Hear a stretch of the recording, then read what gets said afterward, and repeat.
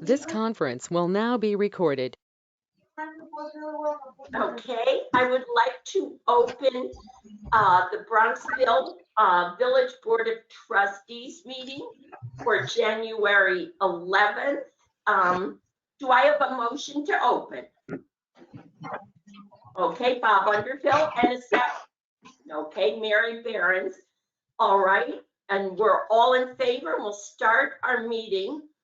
And we're starting this open work session with our library director, Greg Guazilla, and our library board chair, Catherine Bird. So I think I will hand it over to Catherine and Greg. And but first, to say a huge thank you for all you have done to keep the library open and people being able to come. We received many of the incredibly positive comments about the effort that the library has made, staff and board, and it's led by the example of both of you. So please thank everyone involved for keeping us going at the library. And Greg, I'll turn it over to you. Happy New Year to everybody, first off. Blessings that we're all here. So I sent out a brief PowerPoint about the last couple, almost the last year of the library, once this all hit. I hope everybody had a chance to review it. As you know, March 3rd of last year, the first recorded case of COVID in Westchester County was confirmed by George Latimer, and not even 2 weeks later, all the libraries, along with most of the businesses in the county, closed. You know, it was a blow to the good people of Bronxville. It's a service that's valued and treasured by everybody in the village, and you know, we recognize the fact that we are an important part of the village and wanted to open up as soon as possible. So we started curbside. We were one of the first libraries, not the first, but one of the first libraries to bring curbside services to at least get material to patrons. We never really stopped with programs. Once we stopped allowing people in the building, we cranked up our virtual programming services to the patrons. At first, children's was going large. Now the attendance to the children's program is reduced because parents are concerned with screen time and kids are getting bored with screen times, but the adult virtual programs are going strong. In June, we were the second library to be back open to the public. Pound Ridge beat us to it by a day. You know, the staff asked that we wait till the 23rd, which was the first day that Governor Cuomo allowed everybody back into the building. So we waited one day for that. But since then, we've been going strong. Most of the libraries that were open began closing right around Thanksgiving in anticipation of, you know, a surge from all the people coming back from Thanksgiving. We reduced services, we removed all the seating, but we still allow people into the building to do their business. We're one of only 5 libraries that allow that. And our foot traffic in December was incredible. We are incredibly busy, being one of the few libraries open, one of the, you know, in a place in Bronxville to come and at least get out of the house for 5 minutes and get something. As a matter of fact, the circulation stats in December were one of the highest monthly stats in the last 5 years. I can't believe I've been here for 5 years already. So we're very grateful for that. And I'm incredibly grateful that everybody at the library staff has maintained their health. Our caretaker, John Gallucci, did have COVID, but he did not get it at the library or, you know, through helping with the library. He actually had to go to the hospital for something else in March and got it then. And he was out for a good 6 weeks. But all in all, I'd like to take this opportunity to commend all our employees because they've done a phenomenal job. It's been a trying time for everybody, that's for sure. With that, let me also say that we are 99.9% done with the major HVAC project. We're just, you know, trying to dot the I's and I forget how the rest of that goes, but it's just some minor negotiations between the contractor and the architect So once that's wrapped up, then that's wrapped up. That doesn't mean to say that there's other things that need to be done with the building and with the HVAC system. But the main, replacing the engine, so to speak, is done now. So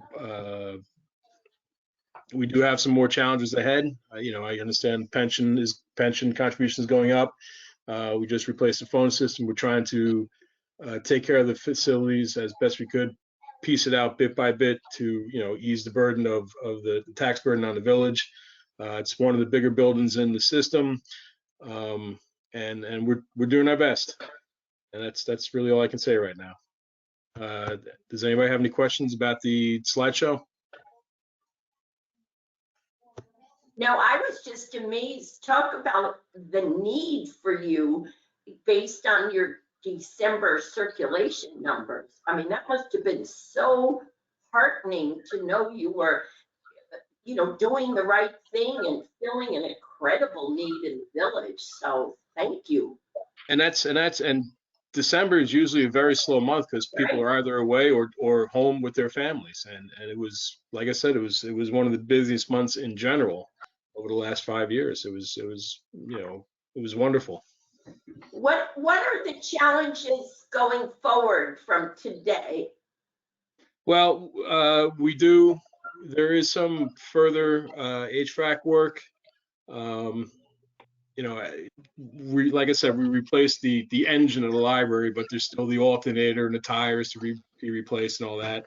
Also, I'm trying to, not just me, but a few other libraries are dissatisfied with the IT services as provided by WLS, the Westchester Library System. And, we're trying to decouple ourselves from most of those services if it makes sense financially. Okay. Our WLS fees for the IT have gone up almost 30% in the last 5 years. And, we haven't, our services have actually gone down as provided by WLS. That they're overwhelmed right now. So that might entail some upfront capital, but it should reduce our costs. Well, I've already started with that.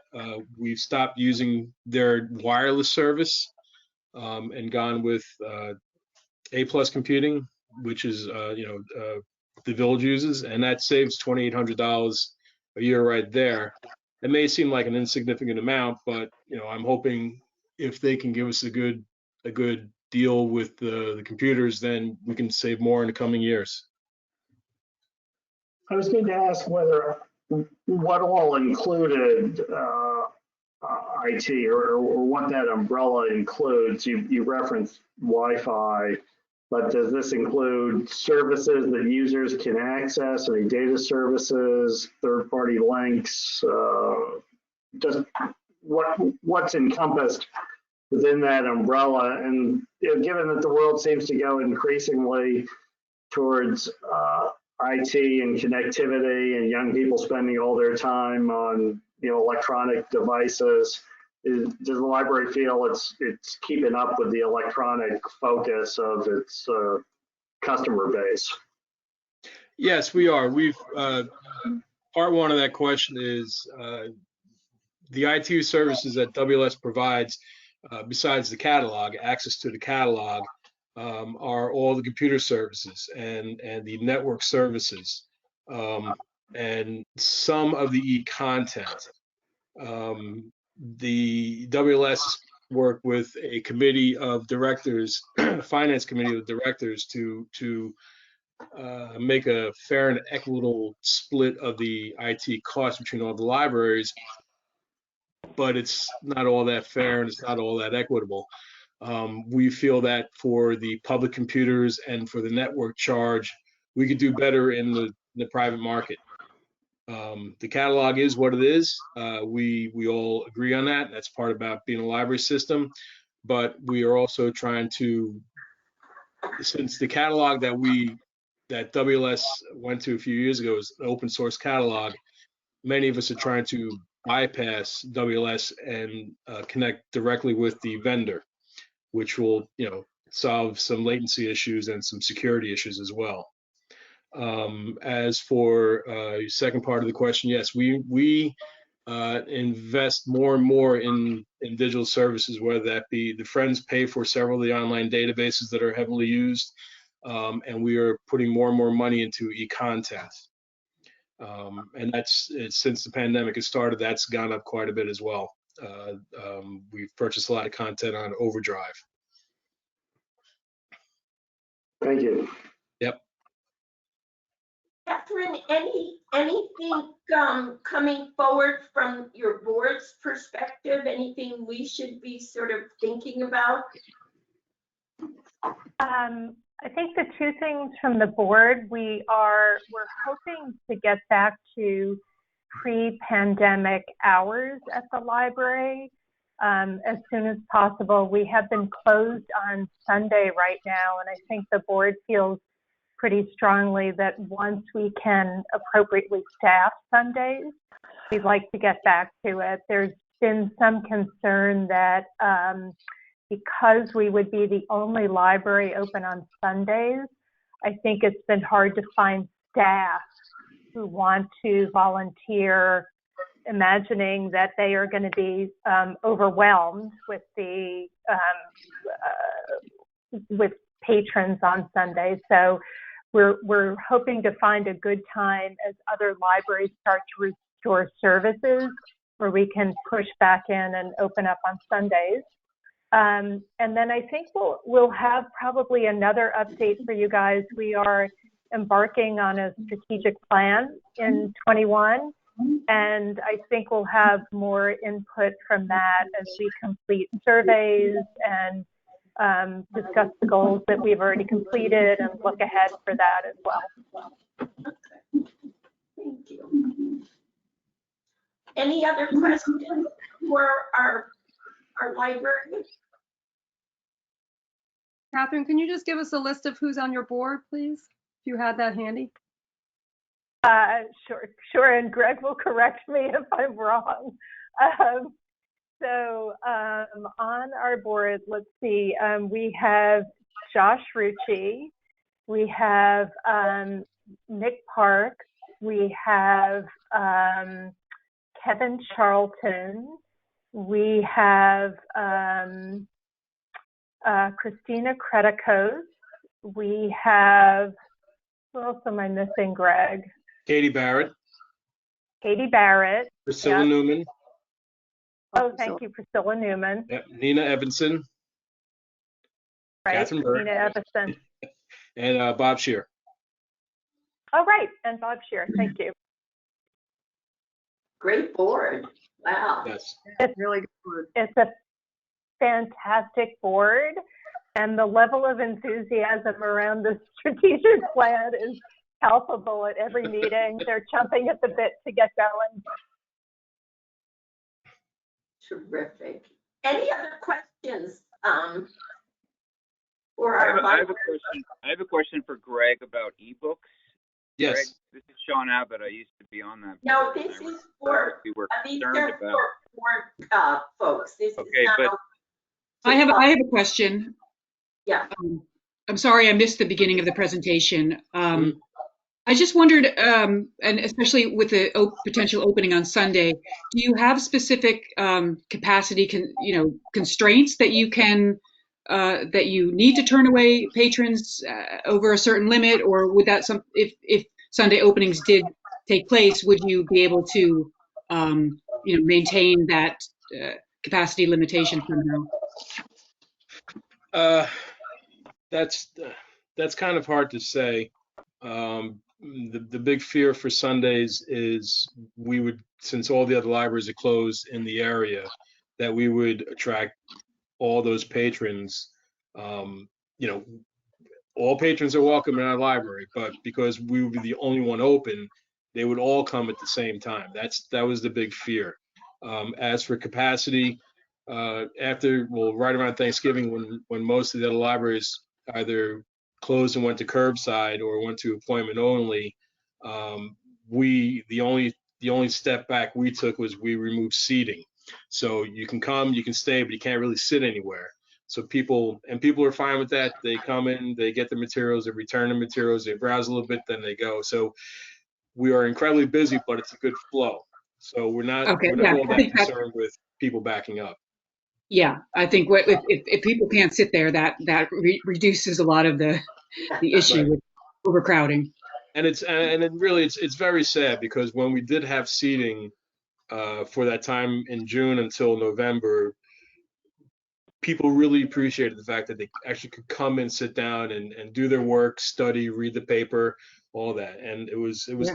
kind of sad in the way that we had to bring that back. But case numbers are what they are. Yeah, but everybody's looking to get out of their house and go somewhere to study Yes. and do their work. Then it's also my understanding, excuse me, Mary, as well, that a lot of people would come in and use the internet services. The to just if they didn't have good internet at home, they'd come to the library to be able to do that. Are they able to do that now or under the new rules, or probably not, right? Like I said, not since November, because we also took away seating for the computers. Like I said, we don't really want people to stay. The CDC said, 15 minutes is enough to, initiate an exposure. So if we limit, artificially limit the time a person's in the building by removing seating, it really helps our staff stay safe and healthy. Yep, makes sense. Thank you. Thank you both, and thank you so much for what you're doing for the village and for the surrounding communities, for all of us. And that PowerPoint was very helpful, and it kind of refreshed us on where the library is. So thank you both for coming tonight.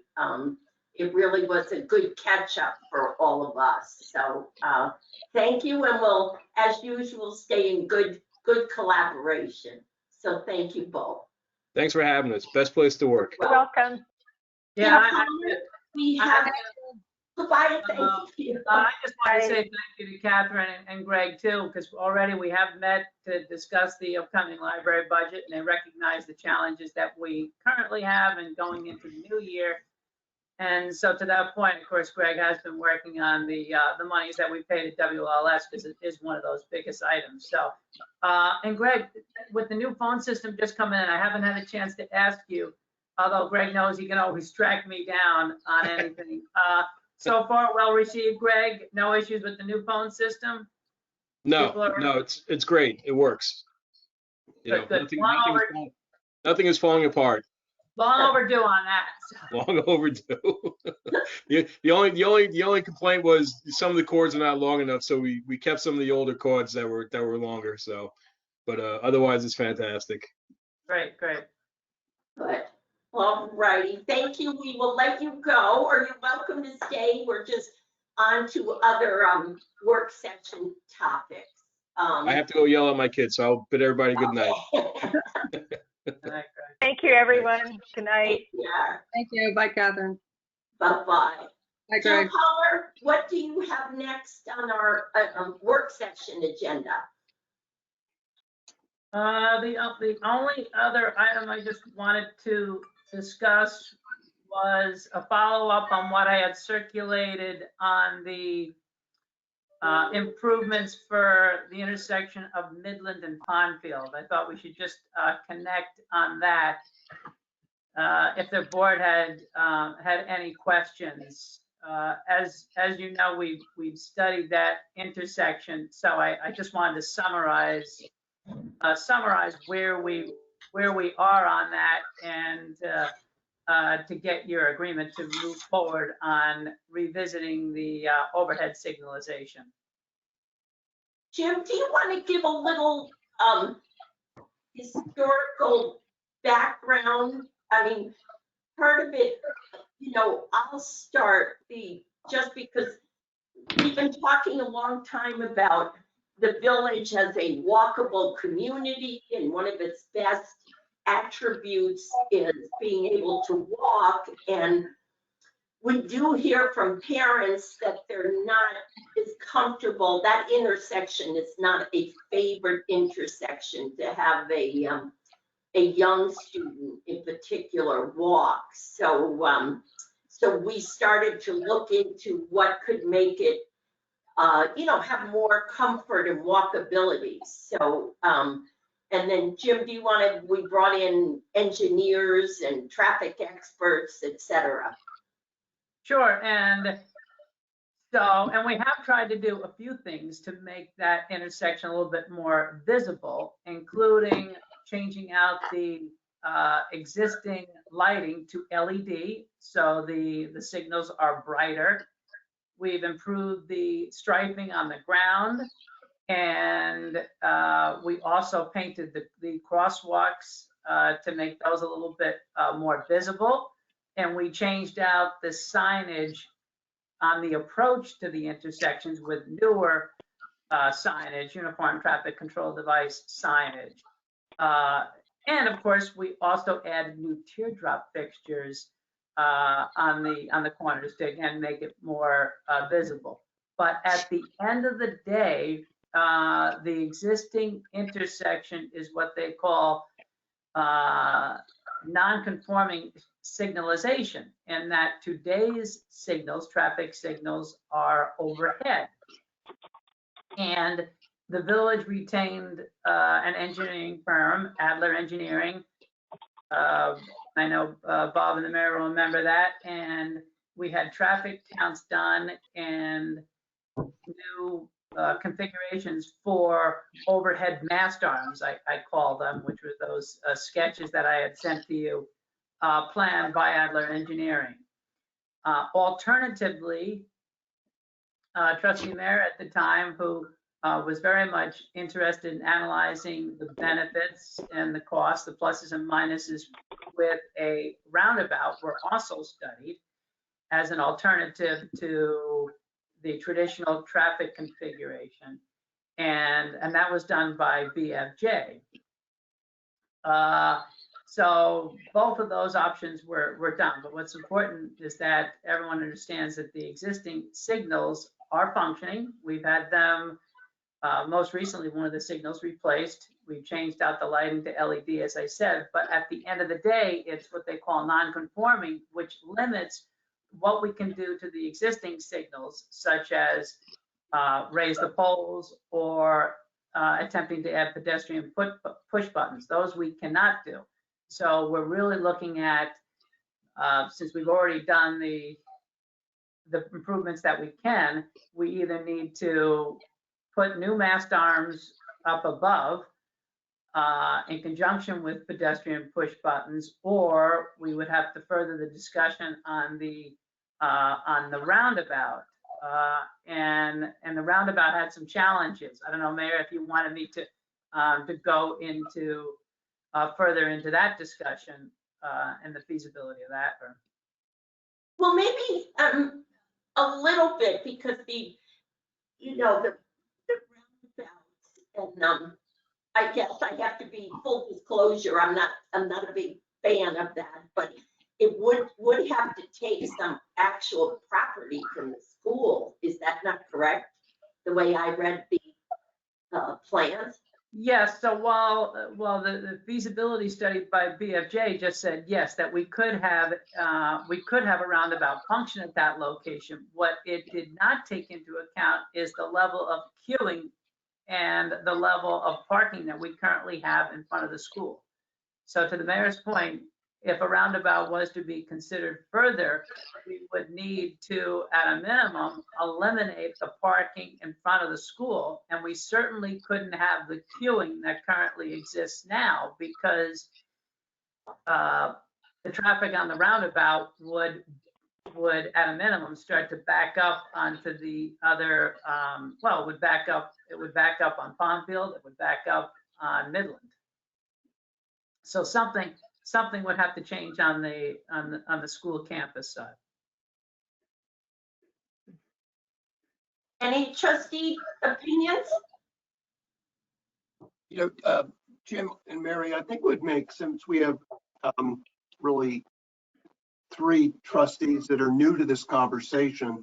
I think it makes sense to circulate materials that were done several years ago, just so that we can all be on the kind of come up to speed on this, because there's certainly a lot of evidence that roundabouts calm traffic and reduce right?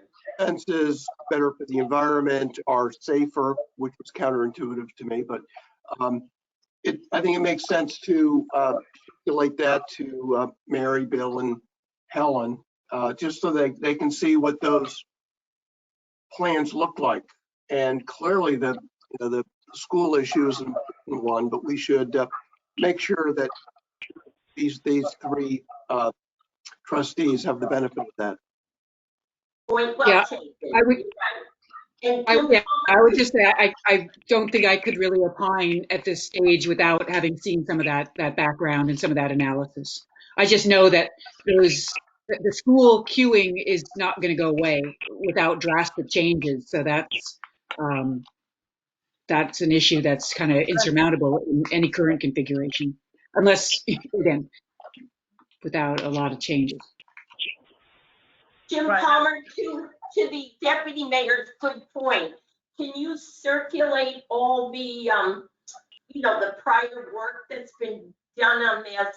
Because it's absolutely true, with the 5 of us, we should have a fresh new look at it, including myself, and we should all kind of reread everything. And, what we have learned is you can't do small incremental upgrades to the non-conforming intersection. So if we want to improve walkability, we would have to do a big option. So Jim, to Bob's point, can you circulate all the relevant information, and then in February we can have a conversation?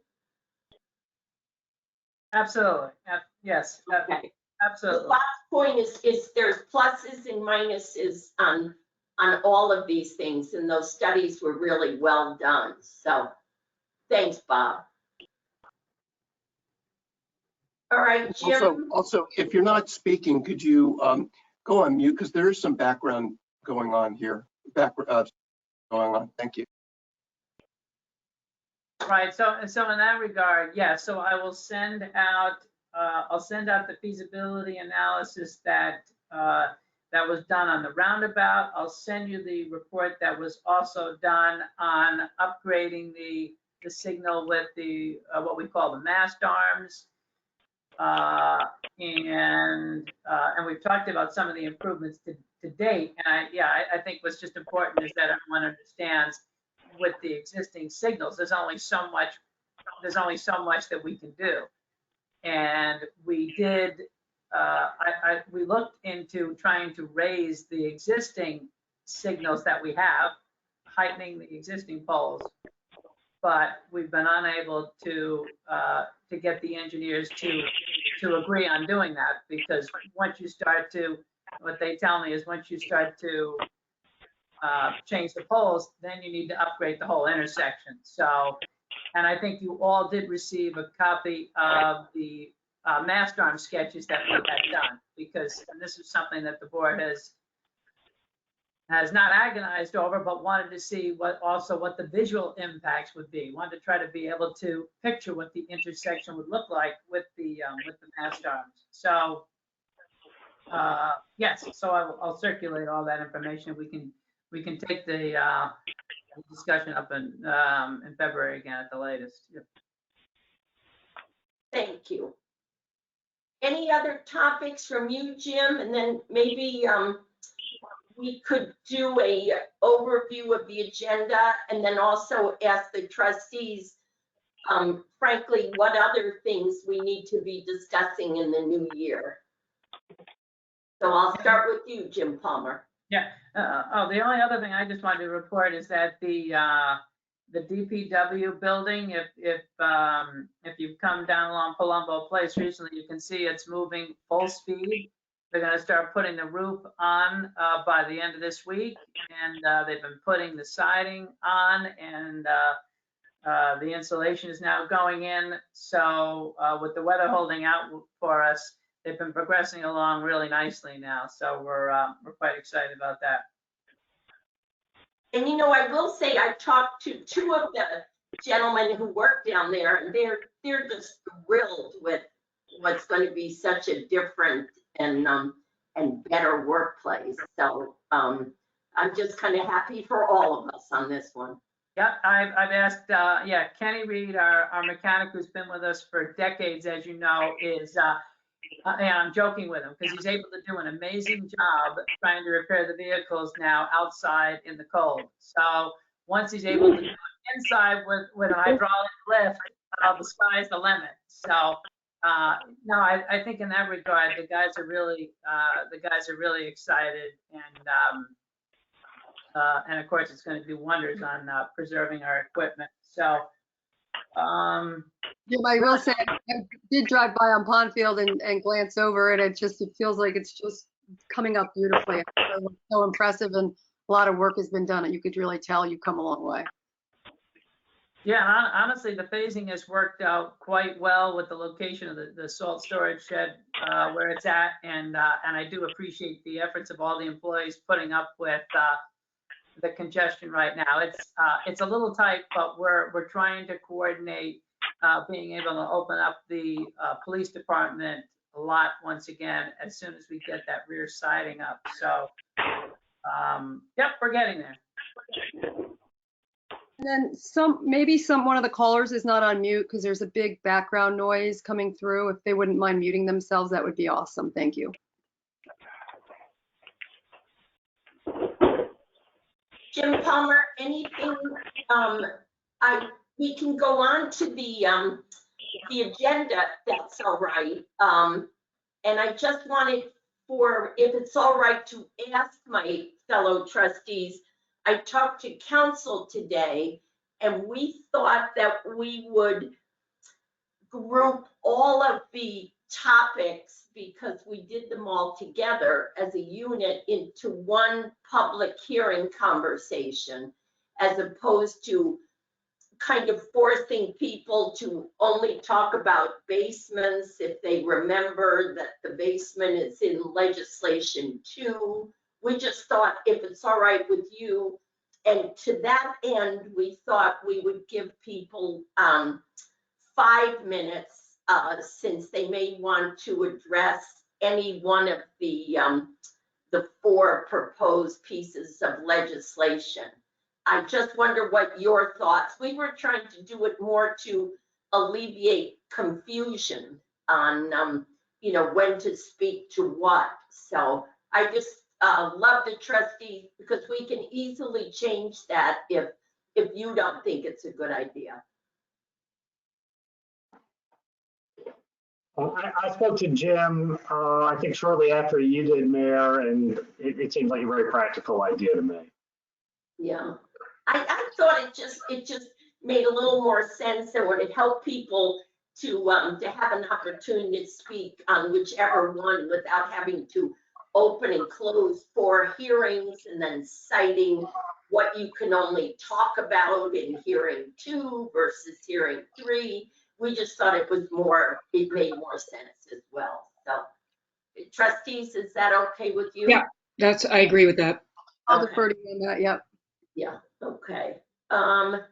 Council, we also, even though we obviously did a lot of work on it in last month's work session, I was going to ask Jim Stout to give a quick, thumbnail sketch of each of them again, just a real quick, to refresh the caller's memories on exactly what's in each, if that's all right with everyone. Mayor, you mean later on in the open meeting? In the opening, yeah. I just want to make sure my colleagues are happy with the process. And then I was going to ask you, Bill Fredericks, to chime in after, and certainly Paul Taft, if you want to add anything at the kind of the preamble to the hearing. Okay. Yeah, that's fine.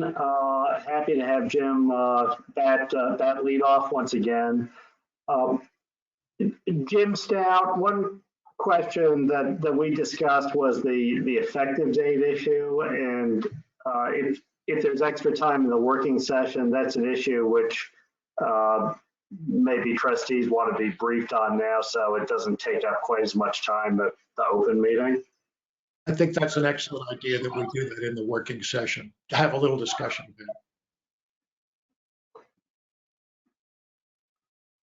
So Mary, I didn't want to cut you off, but if there's time at the appropriate stage, this goes to the issue of the date at which any new zoning code amendments would become effective for people submitting plans, assuming they're enacted. Yeah, it really can be. It can also, sometimes it's described as grandfathering. What will be grandfathered with respect to new applications? So we can talk more about it when you get ready. Yeah, because I didn't even, what happens if someone has one kind of in Paul's pipeline right now, and then we make changes this evening? Is that the kind of thing you're talking about? That's the very issue. That's a good way of putting it. It's the pipeline issue. Yeah, okay. And is there a cut and dry legal resolution to that? Well, there are customs. So probably one of the hardest rules in New York zoning law is that if a new law comes into effect before you do substantial physical work, you are subject to the new law. And that's a very tough rule, because it could mean that somebody went through years of process in a commercial development or so forth, and spent a lot of money and then didn't get their shovel in the ground. So it's customary for boards to address that when they enact new laws and say, okay, what are we going to do about pipeline issues? And I'll just throw this out that there maybe are sort of three alternates that are typically looked at. One would be to say that anything that usually we talk in terms of completed building permit applications. So one alternative would be to say that any completed building permit application that hit Paul's office at some earlier date, let's say November 1st, up to November 1st, would be grandfathered, meaning ones that came in after November 1st would not be grandfathered. A second alternative is to say that any building, let's assume you adopt one of these laws tonight. The second alternative would be to say that any building permit application, completed building permit application that came in prior to January 11th, 2021 will be grandfathered under the old law. And a third alternative is to pick a future date and say that in any building permit application that comes in up until some future date would be grandfathered. I would say, if you were asking my advice at this point, unless Paul were to tell us that there had been some kind of a rush that came in to beat the law, so to speak, in the last month, that probably the one in the middle would be the most common, to say that any any building permit application that came in prior to tonight, if you enact the law tonight, would be grandfathered, especially since these laws have been out there. People did know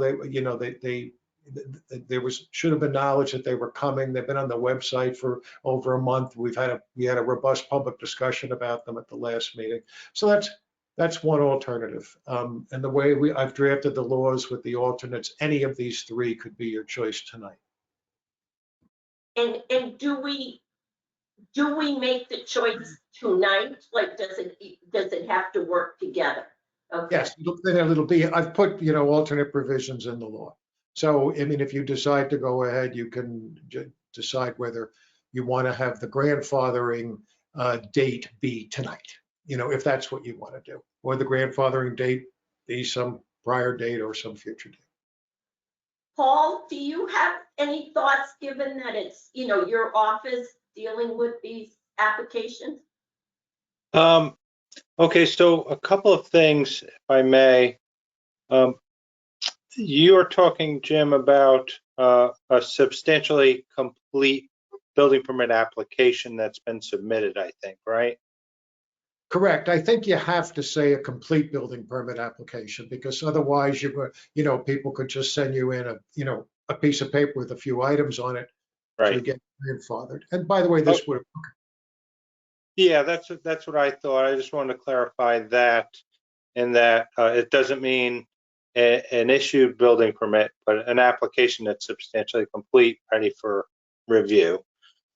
That would make sense to me. I don't have anything, to do it. So what I would think of as retroactive to November something would be difficult, and that I may have already issued permits. So I agree that either tonight or a period of time shortly thereafter would make sense. I don't have a strong feeling with either of the two latter ones.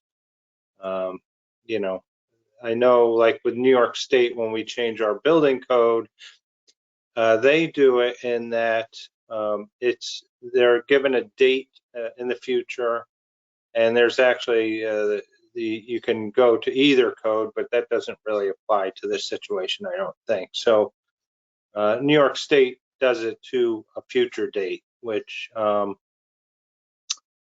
I think the building code is a little different than the zoning. So I think it makes sense to me to say pick a date, whether it be upon approval or something like that's fine.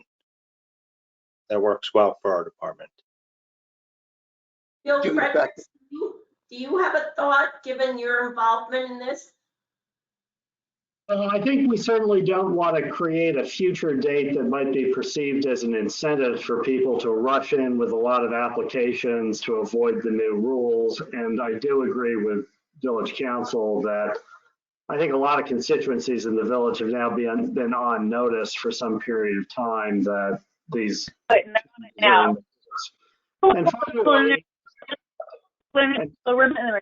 like, just if they're going to do it, do they make it effective tonight? How do they grandfather stuff in? Or change stuff. Bill Fredericks, that wasn't you. So Bill Fredericks, you're thinking tonight should be the date. Well, my thinking is that pending public comment, and assuming that the sense of the board is to go ahead to a vote tonight, I would suggest that we use option A in the proposed local laws, except substitute January 11th, 2021 for the date November 13, 2020, because I think there's an advantage to using a date certain that Jim Stats previously conveyed. But to your point, Mayor, why I feel that way, if someone comes in with a very large plan and it triggers one of the circuit breakers and review procedures which is proposed, my view is that it is better to say, well, look, put it through the additional review process, because if it's a good plan, it will be approved. And if the choice is ultimately between allowing a bad plan that the design review committee and the planning board really think is a problem versus giving an individual applicant, a great choice, I would weigh in favor of having the review process kick in sooner rather than later. And I think people have had adequate notice. So I would, that's where I come down. Trustees, any thoughts of my other colleagues on this? Would it be possible to, like, just for those people who have been thinking about a project or working on a project but haven't really submitted the permit, if we do the effective date as of tonight, assuming that we do decide to pass something, is there like an appeals process that, is there some wiggle room or discretion that we could grant to people, or is it very cut and dry? Well, let me just add, and this is an important prefatory comment for all the zoning code revision proposals. Just because the setback requirement may be tightened in some respect, you can only build within, 15 feet as opposed to 10 feet before. I did give an example. All that means is that something that might have been allowable as of right now goes to the zoning board for review. And I've done the zoning board a long time. Stuart McIntosh is now an excellent custodian of that board as chairman.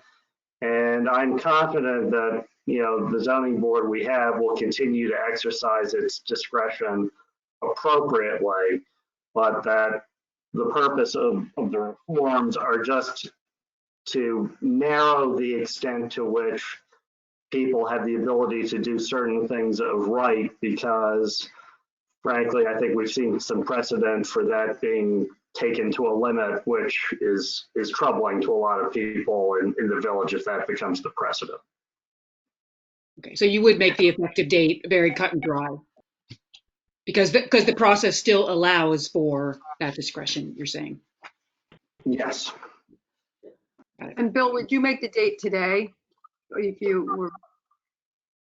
Well, I discussed this with Jim Stout beforehand. I mean, next Friday or next month, but again, I think that just having a date certain and the date of enactment probably makes as much sense as any other. All we're doing by kicking out the date is possibly incentivizing people to try to, rush to get in a bad plan and avoid what we're trying to do. And just the final comment, and this will come up again in the more general discussion, it's come up in our prior work session. I think the point of what we're trying to do is largely just to bring Bronxville into step with surrounding communities. And so we're trying to prevent Bronxville from being exploited in a way. We aren't trying to set some new and unexpected hurdles or requirements that people would say, oh, gee, that was really unexpected. No one else has ever done that. I should get a lot more time to avoid that. So those are my thoughts, but reasonable minds can disagree, but those are my thoughts. Thank you.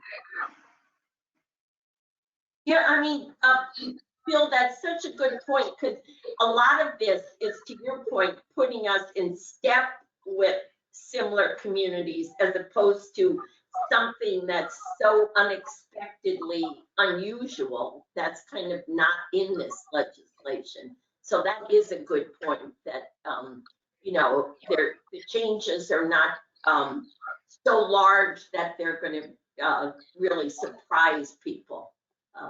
Good point.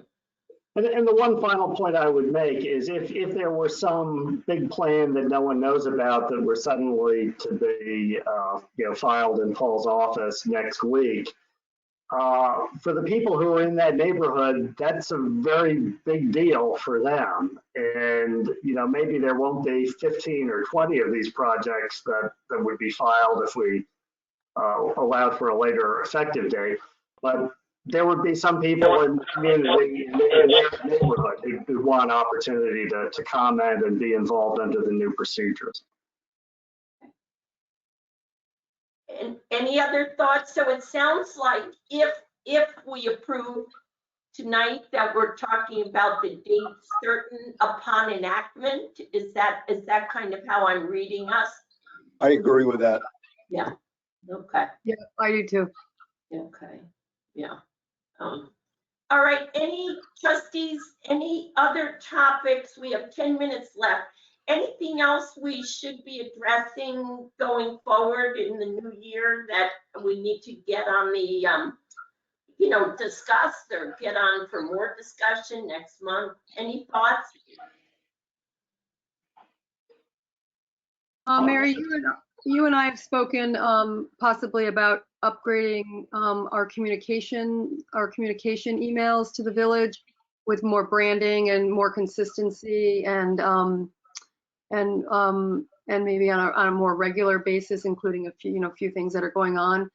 You do a great job communicating with the village people through My Hometown, but this would be a direct way to get to the residents of the town, and you and I talked about that, so that's something possibly we could take on if there was time and energy around that. I think just a little background is we have, I write once a week, but I kind of write about bigger issues, and then smaller or more immediate things, we go to the e-alert. But most places have also a nice middle ground saying, this week this is going to happen, or get ready for, this event, and they do a little bit more. Mary, what's the right term? You had it. Yeah, well, summary and topics and things that are going on. A lot of times villagers don't know of all the great things that are either being done to improve the community or stuff that we're offering. Yeah. And we could, and highlight different things, but more in particular things that are going on that the residents would care about. And it would be branded. We could brand it and make it from the village and the trustees, the mayor and the trustees and the staff. Yeah, Mary, that's something that you and I, right when you started, right? We had that meeting with Jim, and we talked about that kind of a newsletter almost type of updating of sharing all the things that are going on in the village and new developments. And yeah, I think it's many other villages send something like that out, I think. So. Yes, Helen, you're correct. It's great. It's a great. I get the word out, for example, like tomorrow, something could go out as to what was discussed tonight or what was approved tonight. And those kind of messages don't get out unless the issue is big enough that it gets covered by the paper. But sometimes just knowing what's on the docket would be helpful to our residents.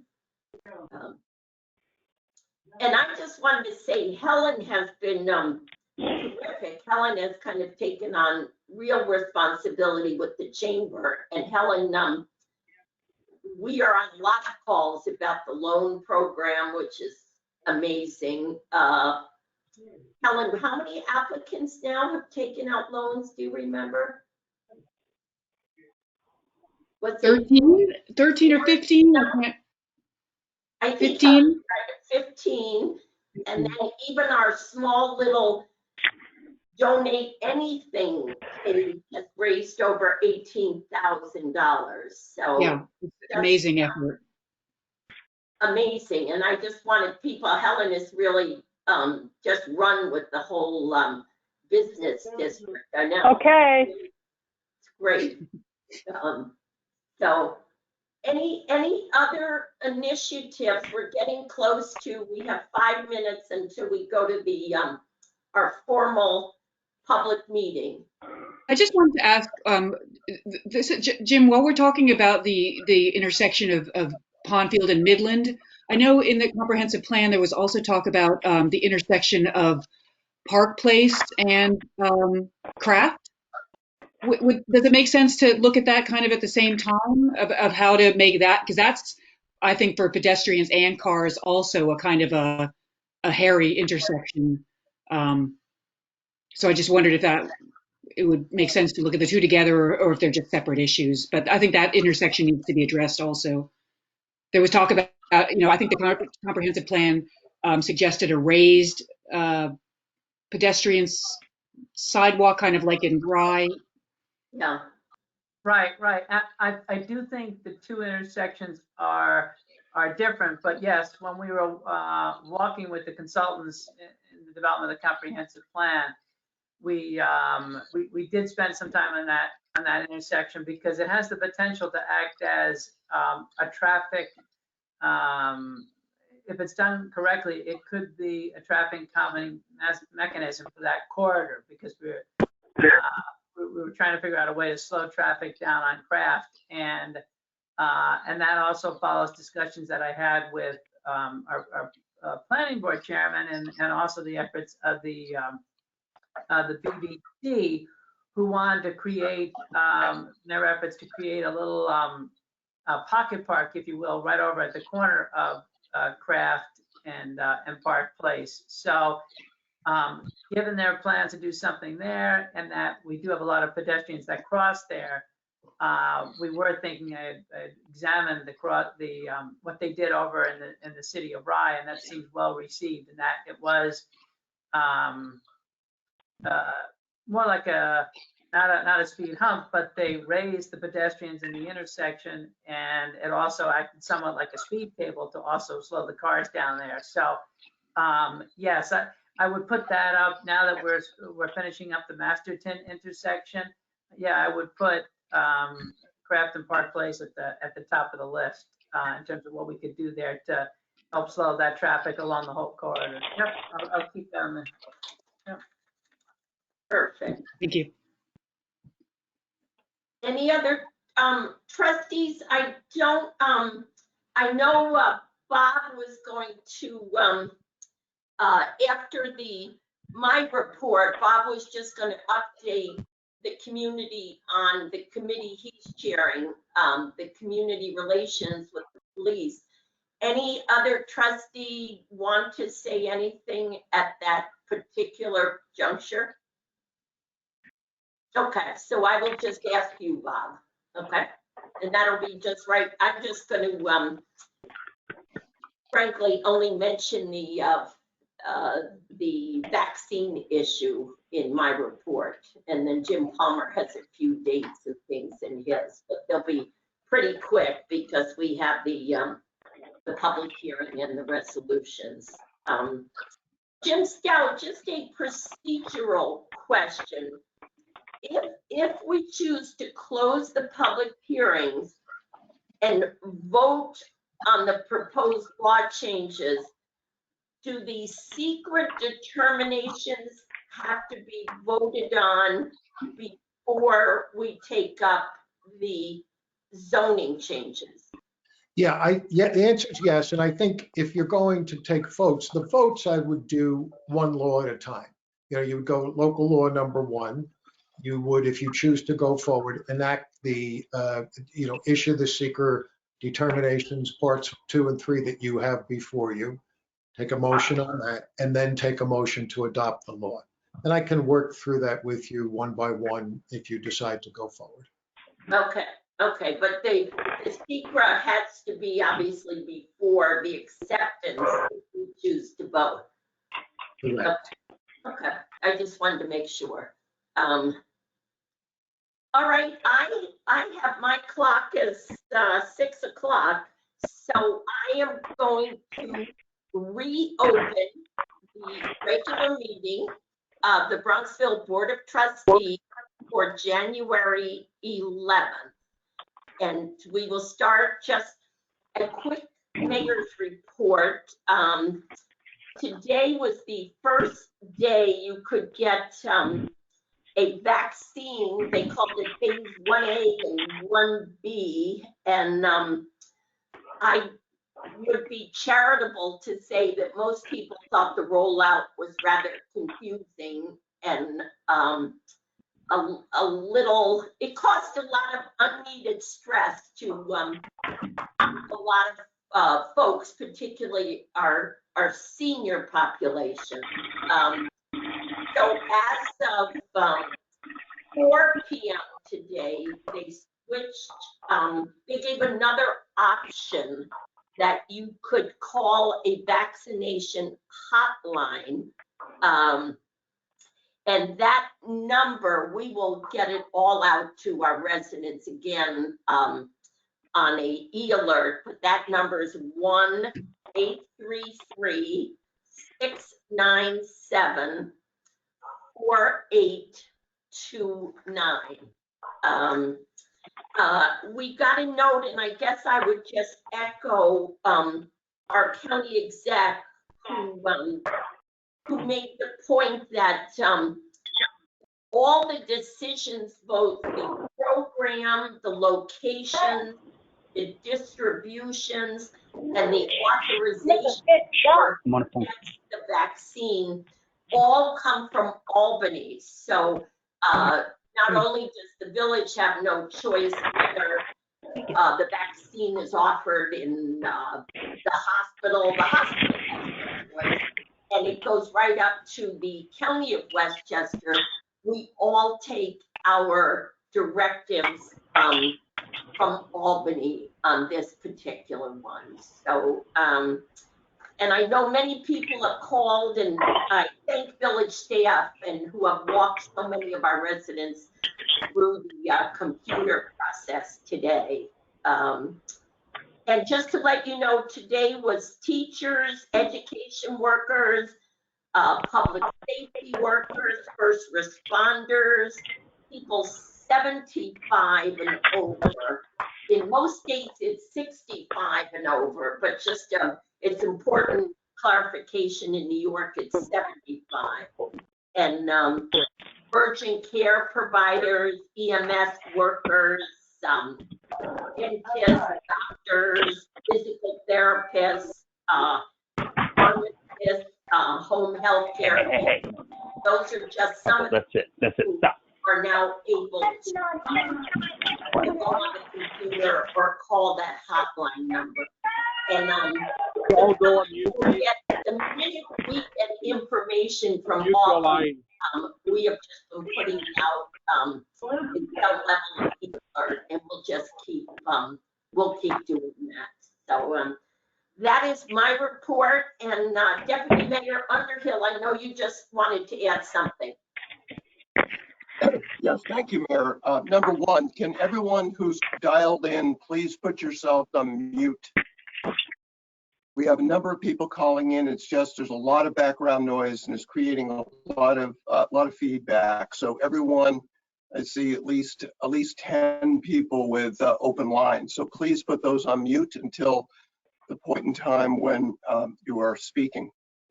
I wanted to give an update on the Police Community Public Relations Committee. We had a meeting of that committee last week. We will have another where we've had a private meeting discussing various potential changes to tactics and training and policies of the police department. We have a meeting scheduled for next week as well. We are on track to present a set of recommendations to the village trustees for its March meeting in time for approval and adoption and submission to the state prior to the end of March. One of the recommendations that the committee will be making and we will be acting upon as a board of trustees is that will be preparing a survey to submit to the community to get feedback on the police department, and we will be doing that.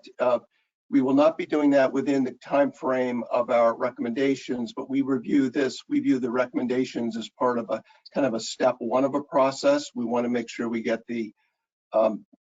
get this survey done properly, and we don't view what we're doing, reviewing the police department, as something that strictly fills a mandate. We view this as something we need to be doing on a continuous basis, well past the April 1st deadline. So that's all I have, Mayor. Okay, thank you. And that committee is really, working extremely well. So thank you for sharing that. I've learned a lot, so thank you. Village Administrator Jim Palmer, any updates for us? Sure, Mayor, I just also wanted to follow up on what you, on the phone number that you gave for residents having the ability to call in to register for the vaccine. That information we did put out on the village website, so and sent out an email alert earlier today as well. So for anyone listening, if you go to the village website and click on the red banner on our homepage, that will take you to our COVID page. And at the top of the COVID page is a piece on how to register to be vaccinated. We've got a lot of calls just from residents who were having difficulty with the state sites. So we just it's something that everyone's going to have to deal with. You will have to continue to try to do that.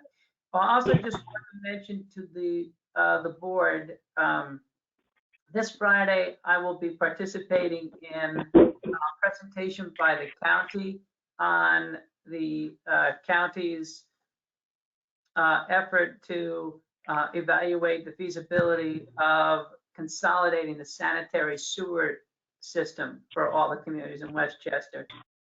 So the county is going to be putting together or going out for a study to evaluate the feasibility of consolidating sewer maintenance, sewer repairs, sewer infrastructure. So if that's something that you might be interested in, I will, I'll send you that call and information so you can participate. At the very least, I'll send you a copy of the PowerPoint presentation on what the study will entail. But this was something that we've been discussing with the county, all the communities, the supervisors and managers for many years, given that we are all maintaining our sanitary sewer systems at different levels. And if we look at addressing I&I, inflow and infiltration on a county-wide basis, we have the potential to be a lot more successful and also more cost effective. So that's the only other piece I wanted to mention, Mary. Okay, then we will go on to, I need a motion for the approval of our minutes from our December 14th, 2020 meeting. Do I have a motion? Motion, Mary Behrens. Okay, and a second. Second. Second for Helen. All right, all those in favor? Aye. Okay, again, thanks to Mary Ann, who does a terrific job for us. Now we're going on to public hearing, and for the convenience, I think, of everyone, so you don't have to cite which particular hearing, we're not going to open and close for hearings. We're going to rather let people at the appropriate time speak, and we're going to give folks 5 minutes, and they can speak to any issue, as we did all of these zoning code changes together. So we're going to open it as one public hearing, and then council, I'm going to ask you, even though we spent a great deal of time last month on this, if you could just, to our audience, if you could just sort of refresh us on, you know, little thumbnail sketch of the important parts of each of our proposed local law changes. And again, before I ask for a motion, I just have to thank Paul Taft, head of our building department, Bill Fredericks, both as a trustee and chair of the zoning board, and Stuart McIntosh, our current chair of the zoning board, who partnered with Bill on this. And then, of course, Council Jim Stout. So thank you for really moving this forward. So I will need a motion to open a public hearing on changes to proposed local laws 1, 2, 3, and 4 of 2021. Do I have a motion? So moved. All right, Bill Fredericks, and I need a second. Mary Mary Behrens. All right, all those in favor of starting our hearings? Okay, then I will start with Village Council James Stout. All right, Mayor, thank you. And I do apologize for this being redundant to the detailed discussion you had at last month's meeting. So by way of some context, over the course of the last several years, this board has undertaken an initiative to do a comprehensive review of all the village's zoning laws to be sure that they are addressing current trends and needs that, as you know, within the last year and a half or so, you enacted a series of laws to address business district trends and needs. And now these 4 laws are addressing trends in the residential districts of the village. I guess you could say to a great extent, the genesis of these laws grew out of the comprehensive plan process that you undertook over the last year or two, and in particular, the extensive public outreach you did within this process, in which you garnered input from the citizenry and had a very high rate of response from your citizenry about issues of concern to them in the residential districts.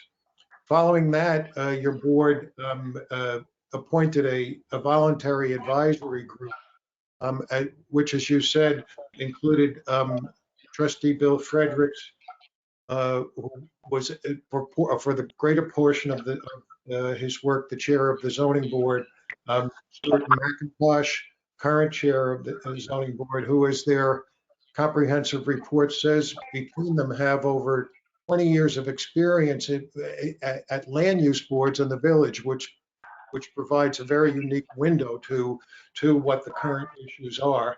And of course, Paul Taft, our building inspector, who worked with them. The advisory group issued what I'll say is the most comprehensive report I think I've seen from such an advisory group to the village board, making recommendations for changes to village law, but also providing a lot of context to those recommendations, the reasoning behind them, and went as far as to very specifically suggest changes to the local laws on 3 of the local laws. And as you know, those laws, among other things, particularly address the current trend in residential districts. Are you having trouble hearing me? Or is it the background noise, or both? We're hearing a lot of background noise. I would just ask everybody to go on mute for us as Mr. Stout is speaking. There's at least 20 callers who have live mic. So please mute your mic. I will go ahead and mute everyone, and then Jim, I'll unmute you.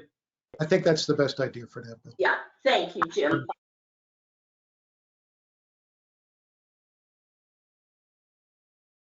All right, go ahead, Jim. All right, so I was talking about the village advisory group, comprised, including Trustee Bill Fredericks, Stuart McIntosh, our zoning chair, and Paul Taft, our building official, who issued a comprehensive report to the village, making their recommendations for modifications to our zoning laws in the residential districts to address current trends, and in particular, the current regional trend towards houses of extreme bulk that take advantage of the ability to cover is a maximum percentage of the lot with a maximum building. And that's not something unique to Bronxville. It's a trend in the region. And this board itself, of course, as said, is part of the initiative with respect to the residential zones. It intended to address the county model affordable housing law, which is one of the laws. So I'll give you a brief synopsis of the 4 laws. The first law, local law number 1, amends our site plan law. Our site plan law is the law that provides for review of development proposals by our planning board. The village,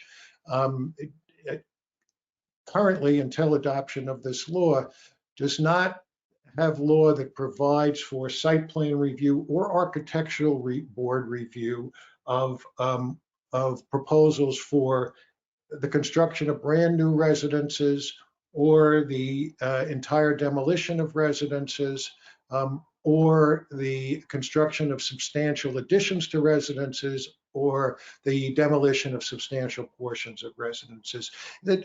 Most other communities have either site plan approval or architectural review approval requirements for projects of that nature. So the amendment to the site plan law provides for review by the planning board and its design review committee of the construction of new residences, the complete demolition of existing residences, the construction of substantial additions to existing residences, not all additions, but substantial ones, and substantial demolitions of existing residences.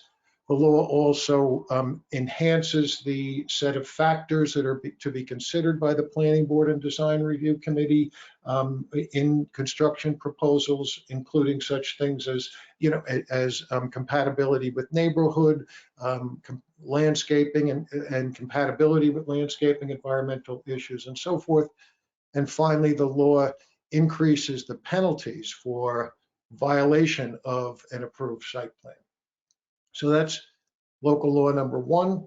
Local law number two addresses the substance, the bulk and dimensional requirements of the zoning law. It also, and it does some tightening up, I guess I would call it, of the bulk and dimensional requirements of our zoning law, things like side yard setbacks, maximum heights, front yard setbacks, even some issues regarding parking in the front yards and so forth. It addresses an issue, the issue of basements and attics, to ensure that basements and attics, which are not counted as stories in residences, don't de facto grow into stories. It addresses a number of definitions, largely growing out of Paul Taft's experience working with our definitions for the last few years, and addresses what every zoning ordinance, including ours, has certain exceptions to what's included in the calculation of FAR, floor area ratio bulk, and these amendments address what those exceptions will be and kind of refines the language that we now have. Local law number three is essentially the adoption of the Westchester County Model Affordable Housing Ordinance, which I think, as you know, has been or is in the process of being adopted by most Westchester municipalities. As you know, this law doesn't apply to current buildings or development, but applies to applications for future development. It requires the provision of affordable housing unit or units for multifamily, new multifamily construction involving 5 units or more. And as we discussed at the last meeting, this is quite, most municipalities in Westchester and really regionally are doing this. Developers have come to expect there to be an affordable housing law and have kind of factored the provisions into their math, so to speak. So this is really the adoption of that law, which keys itself to county and HUD regulations about income limits and so forth.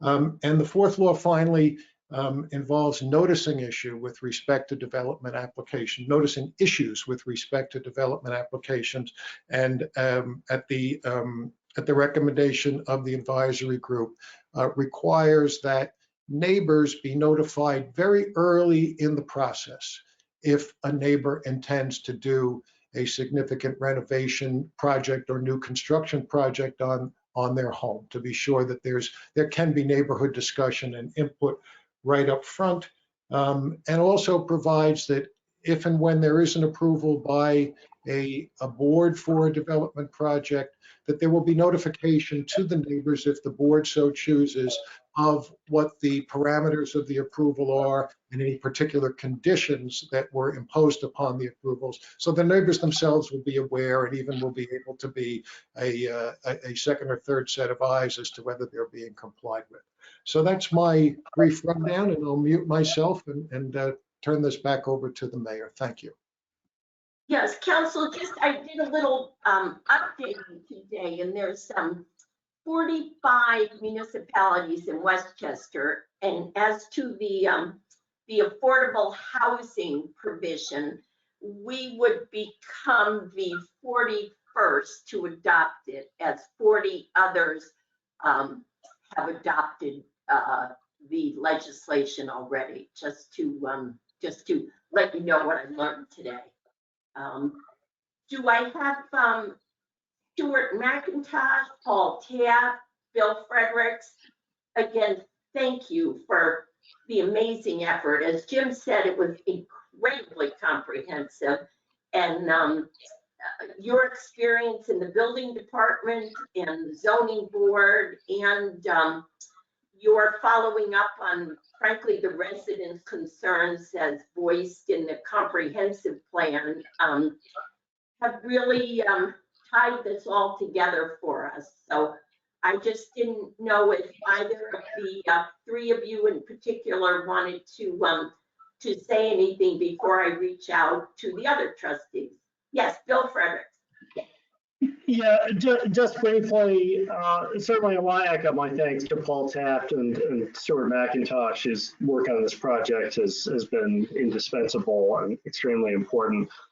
But for members of the public, just in sum, anecdotally, the experience of current zoning board chair McIntosh and myself, and our fellow board members on the zoning board when I was on the zoning board, really was anecdotally that the scale and scope of building projects in the village has gotten greater. And I think those of us who live in the village have sometimes seen projects go up. And I've often gotten questions, why did the zoning board let this get passed? And oftentimes my response has been, well, this never even came before the zoning board because the construction was permitted as of right. I thought that one telling survey question as part of the comprehensive plan was the question, currently there is no site approval or architectural review of single family homes. Would you favor controlling exterior building style and design? And interestingly, 25% said yes. Another 52% said yes, but only where a property owner seeks to replace or significantly change the exterior style or design of an existing single family home. And only 25% said, no, that's not something that we need. So what we've tried to do in these plans is to be responsive to what we've heard anecdotally and confirmed in the survey, that we want some additional guide rails. And when folks want to do a very major project, and the statute reform proposals define that, then there is a review process. And also, we've done a lot of just sort of cleaning up of the code to tighten definitions and just to see where our provisions are relative to other communities. We didn't look at all 45 other Westchester communities' codes, but we looked very closely at the codes of Scarsdale, Larchmont, Eastchester, and Pleasantville to see how our setback requirements generally compared to other communities.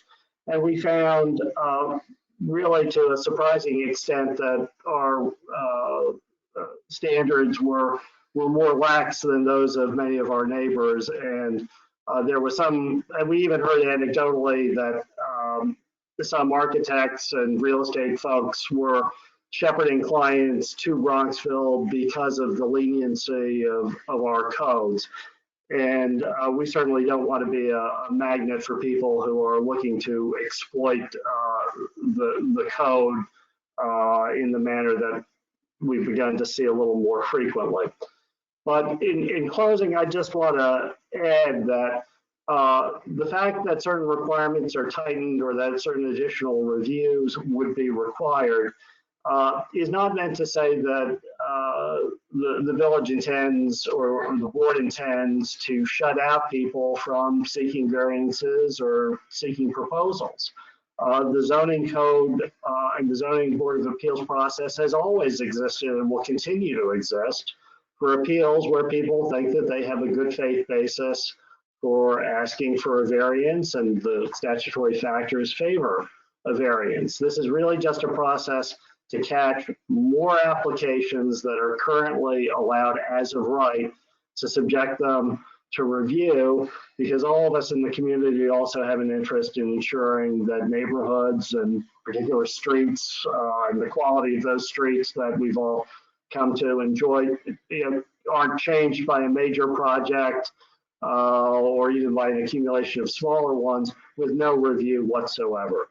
So with that, I think we've struck a balance. We aren't trying to eliminate people's rights to appeal, to make a good case for a proposal where variance is necessary. But we think we've really tried to bring our code into compliance with our neighbors in the village, and to follow also what appears to be the sentiment that we anecdotally and in the comprehensive plan survey have confirmed is consistent with what most folks in the village want to preserve things about the village physically, aesthetically, architecturally, which I think are just very important to a very, very large number of residents.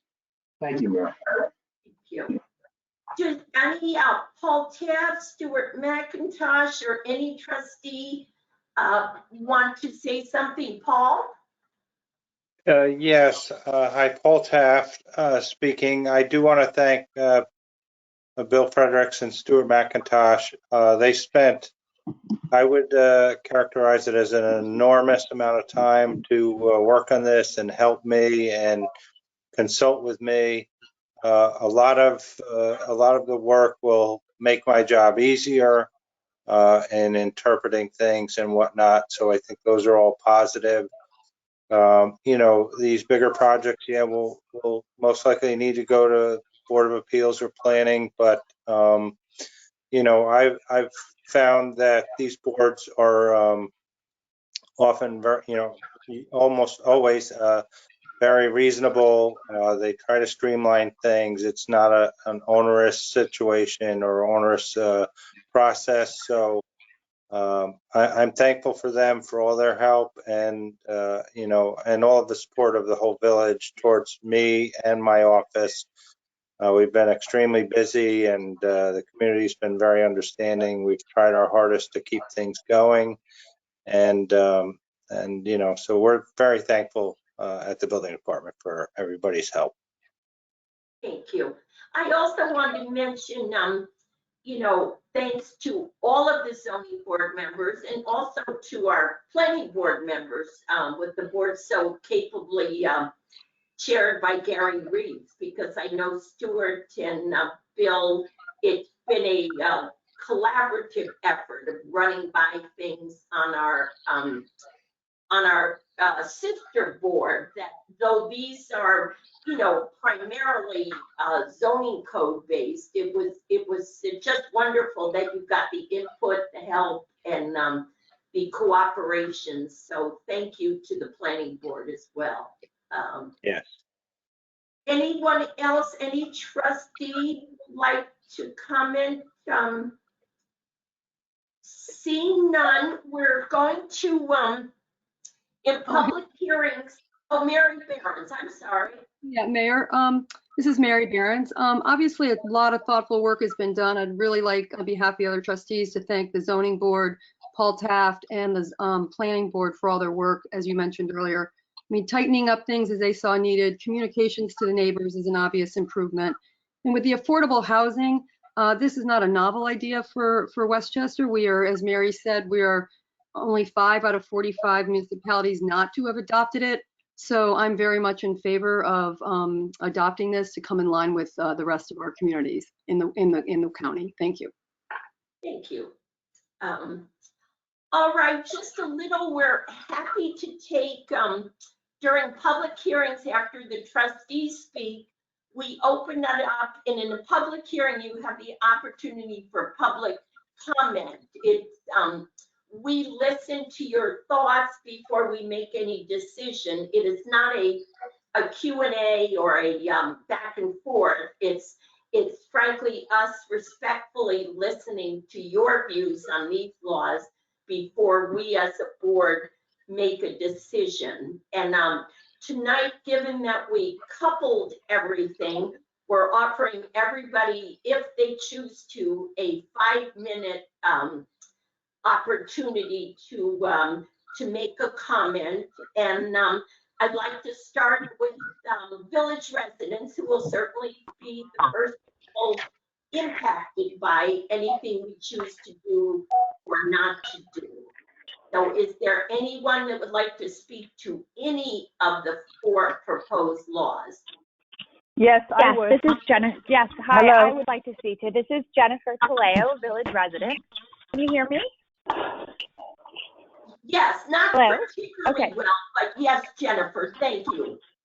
Thank you. I wanted to speak briefly about both the affordable housing and the zoning proposed changes. I want to echo the comments that were made about the tremendous amount of work done by Bill Fredericks and others on the zoning board. And I do support these changes, but I just want to point out that obviously the committees that form the zoning and planning committees will have a lot of important decisions to make that will affect the ability of people to do what they would like with their private property. And it is important to have regulations, but it's also important that we have thoughtful, capable people on those committees so that homeowners can make changes to their properties that are in line with these provisions. So I just wanted to note that first. And then I also wanted to echo what Mary Barron's trustee had said about the affordable housing provision. I support that as well.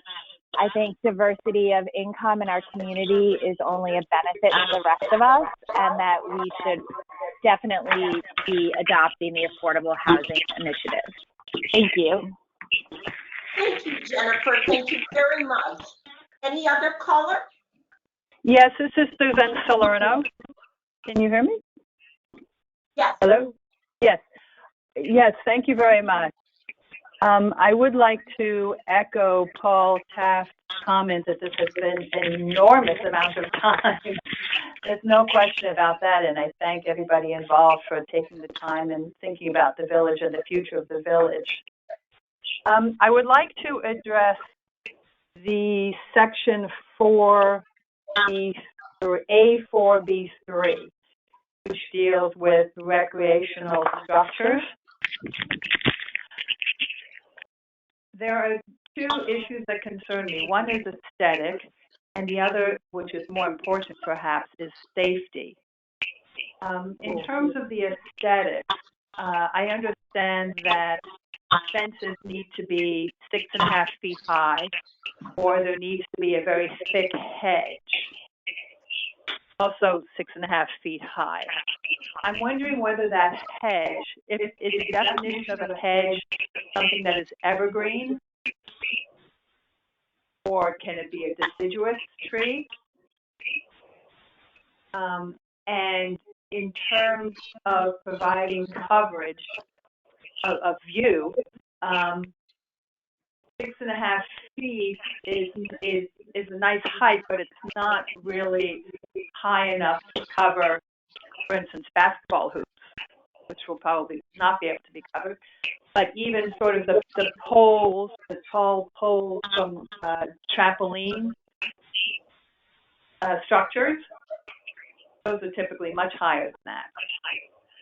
So I'm wondering on those 2 issues, the thick hedges, whether they need to be evergreen and how thick, and that really speaks more to the safety issue, and if they should be taller.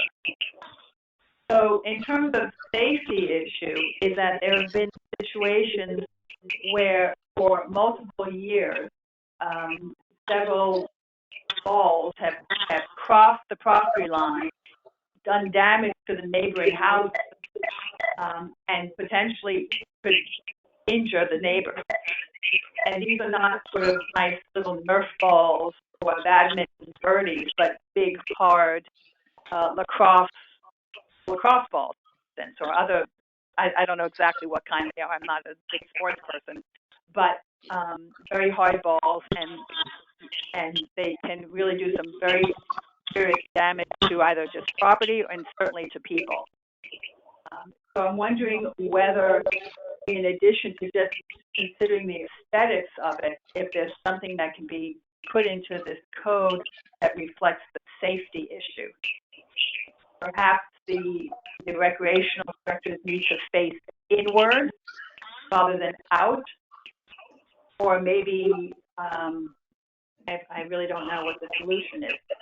But this has happened even when there have been the nets have been extended, they sort of have wings out that are much larger than the structure itself. So that's a very, I think, very serious issue that we need to consider, not just the aesthetics, but the safety of it. I don't know how if it's appropriate to go into this new zoning. Isn't it 5 minutes up? Or if it's somewhere else. Thank you. Okay. Mr. Stout, just for clarification, do we know what kind of tree covering is in the ordinance? Or, and also listening to comments, can we pass this evening's legislation with the thought that we would review some of the comments made by our residents and perhaps incorporate them going forward? Yes, Mayor, I think that's the best idea. This provision, for example, that the citizen is commenting on is not a provision that was changed, is suggested for change. It's an existing provision in our law. We cannot add substantive changes tonight if you're going to adopt. So I think the best thing to do is if recommendations come in for additional changes, that you run a list of them and then take them under advisement for consideration for future amendments. Okay. Mr. Palmer, can I task you with putting down some of these resident suggestions that go to newer issues than what's currently in tonight's law, and then the trustees to council's suggestion will discuss them going forward. And thank you to our caller for those comments. I appreciate that. Thank you. Any other resident caller? Yes, hi. Yes. Hi, Mayor Marvin. My name is Mia Hartnett. I'm a resident here in Bronxville. Can you hear me? Yes, thank you and welcome. Yes, great. Happy New Year to you all, and thank you for all your time and commitment to this village. So I just would also like to encourage the adoption of the public housing into the village, as most municipalities have done so in Westchester. I live here in Midland Gardens and have lived here for over 20 years. We have over 225 units here in Midland Gardens, and as we know, apartment dwellers make up about 50% of the residents in Bronxville and are a vital part of our community. I believe it is important for the village to commit to improving economic, cultural, and racial diversity, which would be good not only from a broader social justice perspective and agenda, but it would be good for our community as a whole. You know, we live in an engaged community, and people are open to different, and we are open to different experiences because of our proximity to the city. And I also believe that, you know, it will enable more affordable housing, and you're able to bring in younger and more innovative and, you know, people into our community. So thank you for listening. Thank you very much for your comments. Thank you for engaging with us tonight. It's appreciated. Thank you, Mayor. Any other resident comments? Yes. Hi, Marilyn Hill. Hello, Marilyn Hill. We can hear you. Can you hear me? Yes, we Okay. can. I would like to congratulate you on looking to the future, as our last speaker has just pointed out. But I also want to compliment you on concern for the past and the history of Bronxville and preservation. I'm going into my 45th year as a community member and have been concerned all those years for the preservation of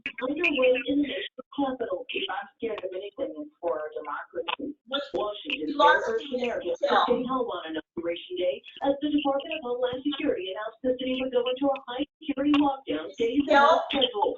The Washington Monument was shut down due to credible threats to visitors. I think, Mrs. Hill, if you can hear us, you may have to call us back, because for some reason we lost you.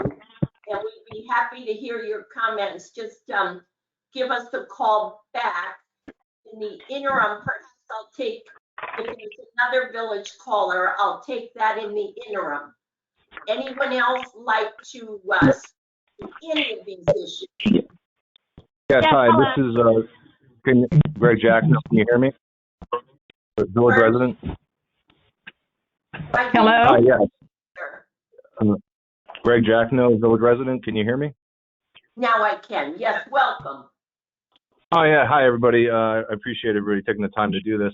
While I think the support for socioeconomic diversity and diversity in general is noble, we haven't really talked about the tax implications of increasing or the ability to increase affordable housing units within the village. There's infrastructural costs, there's additional costs to the taxpayer that we haven't discussed. And I was curious about how much this proposal was disseminated through the village. What was the communication like, reaching out to the village residents to get more of a input from the residents on this subject? We're sitting here in the beginning of January, it's cold. I think it's safe to say the majority of residents don't even know that this is being proposed right now. The other thing I would like to mention is if socioeconomic diversity or diversity is the goal in general, why don't we try to invest in programs like language immersion within the school to attract more diverse residents? Why do we have to go to affordable housing? The other point I would like to make is, where is the limitation on the number of affordable housing units that are proposed? I think it's like a certain percentage of the units that are being built have to meet that requirement. What's to say that it can't be 100%? With that also increasing the tax burden on the current residents, of which Bronxville, quite honestly, probably one of the highest tax burdens within Westchester. Okay, your comments are heard and well received, but I have to tell you that we have been discussing this as a board in public work sessions, and also put anything we have up on the website. And so in terms of transparency, it's certainly been out there, and but we certainly are listening to your concerns, and I appreciate them. Any other village caller? Hi, yes, can you hear me? Hello? Hello? Hi, yes, can you hear me? Hello? Go ahead. Go ahead. Okay, sorry, I can't tell if you can hear me. My name is Claire Rich. I'm a former Bronxville student of 5 years and the current first year at Vanderbilt University, and I'd like to give a different perspective on the proposed affordable housing ordinance in favor as a former Bronxville student. Have heard my name before. This past summer, I published a letter in July addressing racism within the Bronxville school system that's been historically perpetuated through residential segregation in Bronxville. And get her off. It went relatively viral and got 13,000 shares within the Westchester community. So briefly, I'd like to talk about the history. In 1920, Bronxville initiated zoning codes along with Scarsdale and other counties in Westchester to about affordable housing, which was an effort to go around the 1916 Supreme Court case Buchanan v. Worley that outlawed racial zoning. Does this kid pay taxes? And oh, by the way, yes, I can hear you guys, so you might want to mute yourself. Thank you. And while I was gauging the reactions to my letter, it showed me that many Bronxville residents hold inaccurate beliefs about affordable housing and its impact on the community. First of which being property values. After the published letter, many people argue that affordable housing brings down nearby property values, when in reality, repeated research shows that affordable housing has no negative impact on home prices or on the speed or frequency of the sale of neighboring homes. Another argument I've heard very often is that affordable housing is poor quality. I'd like to make it clear affordable housing isn't affordable because it's poor quality. affordable housing is affordable because public and private funds go into making it less costly to live in, not because it's lower quality construction, which I'm sure most of you understand. And then briefly, I would like to address the benefits, first of which being for the Bronxville school system. The Bronxville High School is 0.4% Black, and as everyone knows, average income of Bronxville. This kid doesn't even live in the school system anymore. Roughly $187,000. I would like to hear your opinion of a current resident rather than a former resident. Thank you. I am a current resident, yes. You said former resident. Okay, No, I said I am. We owe Claire her 5 minutes, and then other people can speak at their turn. Is it affordable housing or is it diversified housing? What are we doing here? Claire, you're being interrupted. Yes, I am. Thank you. I'd like to make clear I'm not perpetuating the stereotype of people of color living in affordable housing. Statistically, 20% of Black households, You absolutely are. You absolutely are. Hispanic households, and 6% of white households are low-income renters. That's statistically speaking, it is likely that affordable housing, when distributed fairly, will be given and will bring diversity to the school system, which Bronxville desperately needs. I would like to make the argument that racial diversity will help to diminish the toxicity of the Bronxville bubble. As someone who has lived in the Bronxville school system and was a part of it for 5 years, Ask Bianca residents how busing worked out. No, Claire, again, I am terribly sorry. You can continue uninterrupted.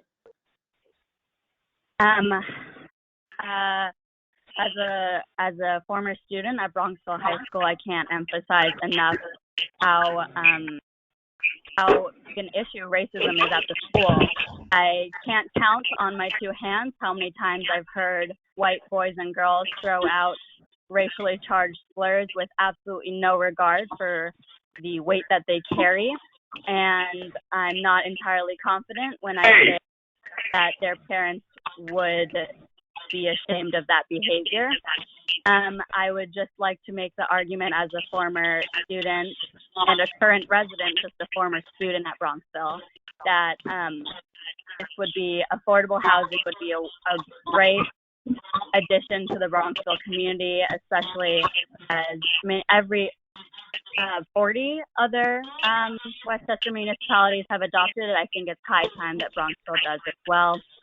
My point being, Bronxville has an incredibly dark and racially charged past when it comes to affordable housing, and today all voting members present have the chance to take a step in the right direction and be a part of a much more inclusive and empathetic future for Bronxville. Thank you. Thank you very much, Claire. Thank you. Any other village resident caller? Yes. Yeah. Hello. Hi. Can you guys hear me? Yes, we can. Hello? Okay. Sorry.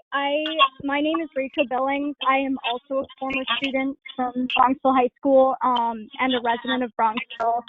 And I also want to second Claire's statistics and just her ideas regarding the affirmation of low-income housing in Bronxville. I think it's so important that towns, not even just on a racial level, but just on an income level in general, I think it's so important that kids are able to interact with people who come from different backgrounds as them, and just kind of get an understanding of the world that they're entering into. Because Bronxville is such a bubble. It's ridiculous how much of a bubble Bronxville is.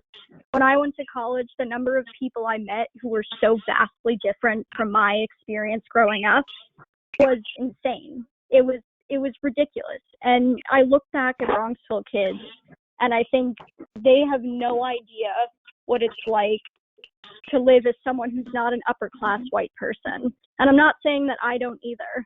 I'm just saying that by giving access to low-income housing in Bronxville, it opens the doors for people from other areas to intermingle and just learn from each other. And I think so much of the ignorance that comes in times like these is the fact that we don't actually speak to and listen to people who come from different backgrounds as we do. And I think that even just the Bronxville School District, such an amazing school. I loved going there. I learned so much there. But, you know, I had friends who lived in surrounding towns and they were like, yeah, like our education isn't that good and we could never afford to live in Bronxville and get that same level of education. And so I think a big flaw is the fact that public school level of, you know, efficiency is so much higher in Bronxville, which is such a wealthy town. And, you know, education, the level of education shouldn't matter where you live, you know. It should be able to, I thought you know, this people time from, was for taxpayers. This is another person that moved out of town. Excuse me, no, I think the young lady has a, I would like to throw something out there. I've come to Bronxville from the city, and where I have been assaulted by somebody who lives in affordable housing. So I want to bring that to your attention when you say these things. Excuse me, wait 1 minute. We do things in order, and it was the young lady's turn to finish her 5 minutes, and then you are welcome to take 5 minutes of your own time. Okay. Thank you so much. I appreciate that. And I definitely think it's good to be aware of points like that. You know, low income housing, of course, will have its drawbacks, but I think overall the benefits of it, just engaging with people, different kinds of people who come from different backgrounds, I think it'll really just open the minds of a lot of Bronxville students, and it'll just allow Bronxville students to learn from one another in a way that currently we don't have. I mean, all of my friends and everyone I was surrounded with growing up was in the same exact situation as I was. You know, white, Christian, upper class. I did not, and I swear to God, I did not meet a single person that was not an upper class person until I left Bronxville and went to a school outside of Bronxville. It's just not there, and it's unfair that such a high level public school is restricted to people who have, you know, come from upper class families. And I think everyone deserves a chance to be able to go to such a great school and receive that same level of education. And thank you guys so much for listening to me. I know I didn't have as many statistics as Claire, but this is just my 2 cents. I definitely think low income housing would be such a great addition to Bronxville and such a step in the right direction. Okay, thank you very much for your comments. Now it's open to anyone else who would like to take their time to speak. Hi, yeah, Jordan, also former graduate of Bronxville High School.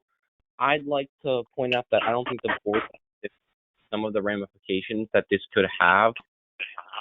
For one, I think the quality of education in the town would go down significantly if you introduce students, and considering many of these students would be living in this new housing, they wouldn't be paying property tax, and our school is funded by property tax. And while the building will be paying property tax, it won't be the same level.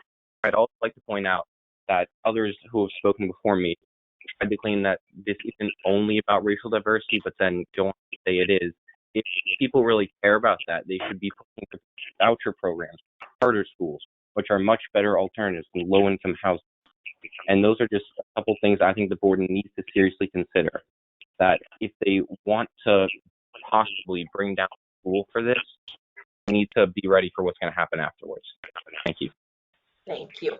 I guess just one clarification that this isn't it's affordable housing. Is that correct, Counselor? It's I think the term low income housing is not the correct term, and also just again a clarification is it basically requires in a new development, should a new development come to the village, that 10% of the units fit in this affordable category. Council, I just want to make sure I'm saying the correct thing going forward. That's correct. Okay, I just wanted to make it clear. All right, any other resident would like to speak on any of these zoning changes? Hi, yes, can you hear me? Yes, I can, sir.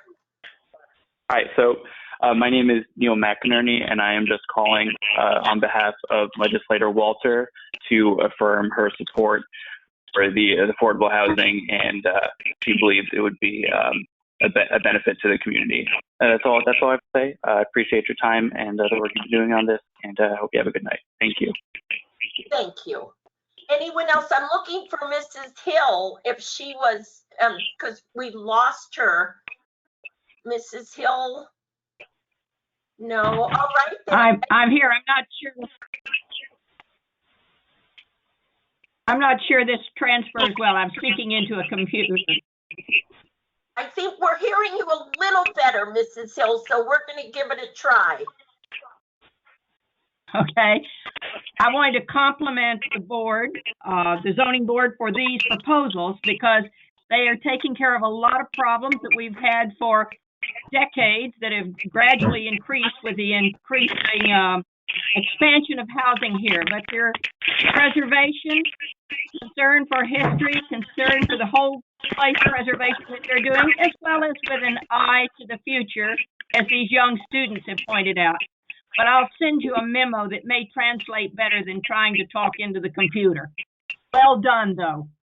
Oh, thank you. And we did hear you much better. And I appreciate the, you know, us mindful of the future, but also preserving a lot of the beautiful history that's in the village. So thank you for that perspective. Any other village caller? Yeah, this is Greg Jackno again. I would just like to state that affordable housing does impact property values because it increases the tax burden, which has to be made up in the property value itself. If you do not change taxes, that takes away from other expenditures with that tax money, first and foremost being the school. Okay, thank you. Any other resident on any of these issues?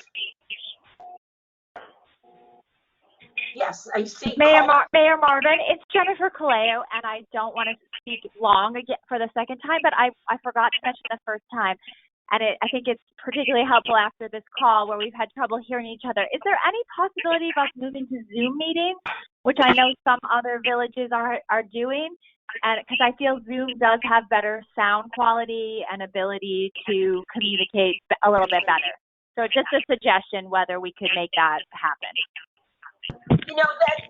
Jennifer, that's a point well taken, as I actually had to move computers because I was having trouble hearing. So maybe we can look into something between now and the next meeting. So good suggestion, because I know it has affected me tonight in trying to listen to the constituents. So thank you. Any other resident caller? Do you mind if I say one more thing? I know I've already spoken. Is that all right? Sure. Just if you could kindly make it a little brief, okay? Oh, yeah. No, absolutely. Yeah, I know I was a little rambling before. So again, my name is Rachel. I used to go to Bronxville. And I think one thing I didn't mention before that I kind of wanted to add is despite just the quality of education that could be extended to, people who would move into the affordable housing, I think just the fact that Bronxville is such an important place in that it's very safe and it's very open, it's very welcoming. And I know other communities,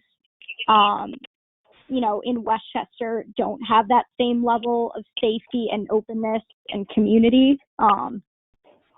And I just think, extending that to people who don't have as much money as current Bronxville residents do, I think would be so important, And so I just think, overall life in general, I don't think it would impact current Bronxville residents in the slightest. Besides potentially, I don't know the specifics about property value, But I think overall it would be an excellent, experience for both the people who would move into the affordable housing and the people who are currently living in Bronxville who would, get to welcome and spend time with their new neighbors. So yeah, sorry, that's all. Thank you guys for listening, and I hope everyone is doing well. Thank you, and thank you for calling. Any other resident who would like to just speak to this topic?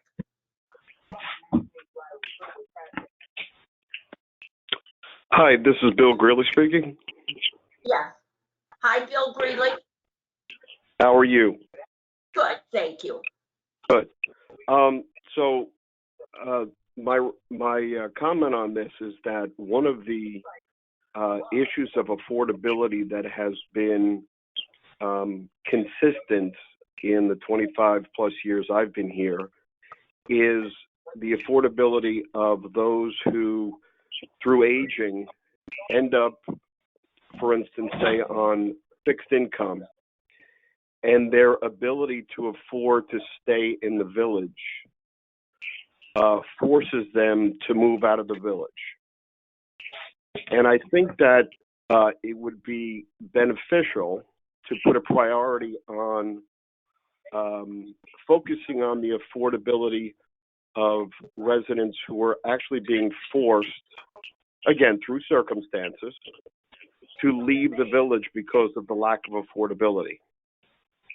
And when I look at the law as it's stated, it indicates that there is a marketing requirement. And when I read the marketing requirement, it appears that any affordable housing that might become available would have to be marketed outside of Bronxville. So the net of that is, to me, doing a disservice to folks who have been residents of Bronxville. And for instance, let's say someone who has been a teacher or a trustee or a longtime volunteer, they find themselves 5 years from now in a situation where they have now in a fixed income. They will not be any affordable housing that becomes available, they will not be eligible for, because that affordable housing has to be marketed to residents outside of Bronxville. And I think I'm quoting the marketing plan here, to areas that have large non-white populations. That inherently also sounds as if it's discriminatory, which I think raises some concerns about possible legal actions about the discriminatory nature of the marketing plan. Thanks for your attention, and to the mayor and all the trustees, thanks for all your unpaid, super hard work. Good night. Thank you, Mr. Greeley. Council, do you know, has any of the other 40 communities has this been brought up in any kind of legal, has it been challenged? No, I'm not aware of the law having been challenged. Okay.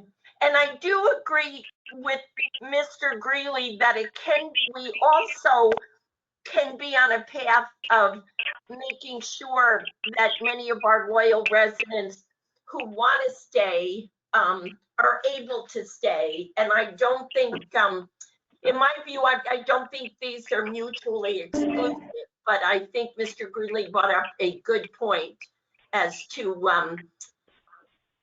making sure that folks are not, priced out of the village. So I appreciate that perspective as well. Any other resident callers? Yes. I see Mayor, will you take that call from the press so that people will know that the press is recording this call and that the press will be publishing this call? Oh, I'm sorry, I just was asking for people, village residents at this juncture to, Okay, but Mayor, don't forget to call on the press because the press should alert people to the fact that they are being recorded and that the recording will be published. Absolutely. Any other village resident would like to speak on this issue? Be a woman of color this time, and I think that would be amazing as well. I'm just going to wait one more second so I don't inadvertently cut someone off. Yeah, hi. This is Matt Behrens, son of village trustee Mary Behrens, and a resident here in Bronxville. I totally understand the members of the community who see the young people who have not paid with their own income property tax of Bronxville to shut the hell up. I understand that impetus, but I just want to say, from my perspective as a 24-year-old with some amazing peers of mine in law school and graduate schools who are starting their career, it is very difficult with the current housing supply in Bronxville to come back and plant your roots in Bronxville. Like it's been said earlier, this is not just about diversity of people, it's diversity of people with different work experiences and different livelihoods. And I think we need to ask ourselves what kind of Bronxville we want to create when there is a regional affordability crisis. When the pandemic hit and we said thank you to essential workers, are we going to create a community where we would actually allow those essential workers to live with and near us? And that's something we need to all ask ourselves. Thank you. Thank you. Thank you very much. Any other village resident? Okay, then I'm going to open it to any non-resident who would like to speak to the public hearing issue. Mayor, this is Brer Abbott for the Bronxville Surrealist, and I would like to say that you were aware, because I was on earlier in the call, that the press has been here the whole time, recording everything. And tonight, January the 11th, 2021, is gold. Is it impossible for other people to mute when one person is talking? Is it simply impossible? Now, to the point about why is this not a Zoom call, the answer to that is simple. The Mary Marvin administration is determined to hide as much as possible from Bronxville and from the larger public its workings. So they live in fear of a Zoom call because you really do need to see them. You need to see their expressions on their faces when they're discussing this. Now, Mayor Marvin needs to be extremely cautious on this business of affordable housing because Mary Marvin has personally lost the village so much money in a lawsuit surrounding the villas. The villas at BXV did not need to cost as much as they did, but Mary Marvin, because of what she wrote in her column, had to settle a lawsuit for a certain sum of money, and that all came out of villagers' pockets. You are concerned about your property value at Bronxville. You're looking at all the wrong things. You should be looking at the Mary Marvin administration in the name of saving money. Is lining your village with something called cured in place pipe. PIPP causes childhood cancers. It causes children not to be born. This is 5 minutes. This is 5 minutes. On the public hearing topics. And I will have to step in here because this gentleman who is a former resident, what he said about a lawsuit and my writing something in a column that generated a lawsuit is a complete and utter lie. And I will have to defend the village and myself. I never have cost the village a penny by my behavior. If anything, I have found monies for the village. I have to say I've been very patient with this gentleman, but when people knowingly go after your character and try to besmirch people, this is totally incorrect. and I expect an apology going forward. The gentleman was cut off because I made it quite clear what is the law when you were talking about public hearings, as everyone did tonight. They stayed to the subject of the public hearing. I believe this gentleman wanted to not only commit slander, but also discuss some sort of piping. So I tell the rest of you, his statements are categorically incorrect. Unfortunately, sometimes this is the side effect of being a volunteer and a public servant, but all the good parts of it are worth it. So thank you to everyone tonight who discussed this subject in such an intelligent, truthful, and civil way. You are the people I'm proud to represent.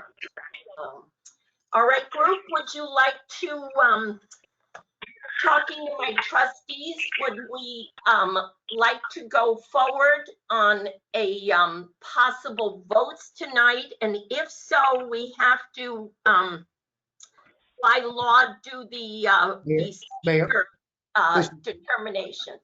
Yes. Mayor, this is Jim Stout. Can I suggest that you, I think you've had a very full and robust public hearing, that you take a motion to close the public hearings? Okay. And then maybe you can mute everybody and just unmute the board and anybody else who's involved in, as part of your staff and so forth. Okay. But in any event, I think now a motion to close the public is appropriate. Okay, then colleagues, do I have someone to move to close our public hearing? I'll move it. Helen. Bob Underhill moved it and Trustee Knapp seconded. All those in favor? Aye. Opposed? Okay, council, thank you for keeping me having the process here clean and clear. Right now, Jim, I think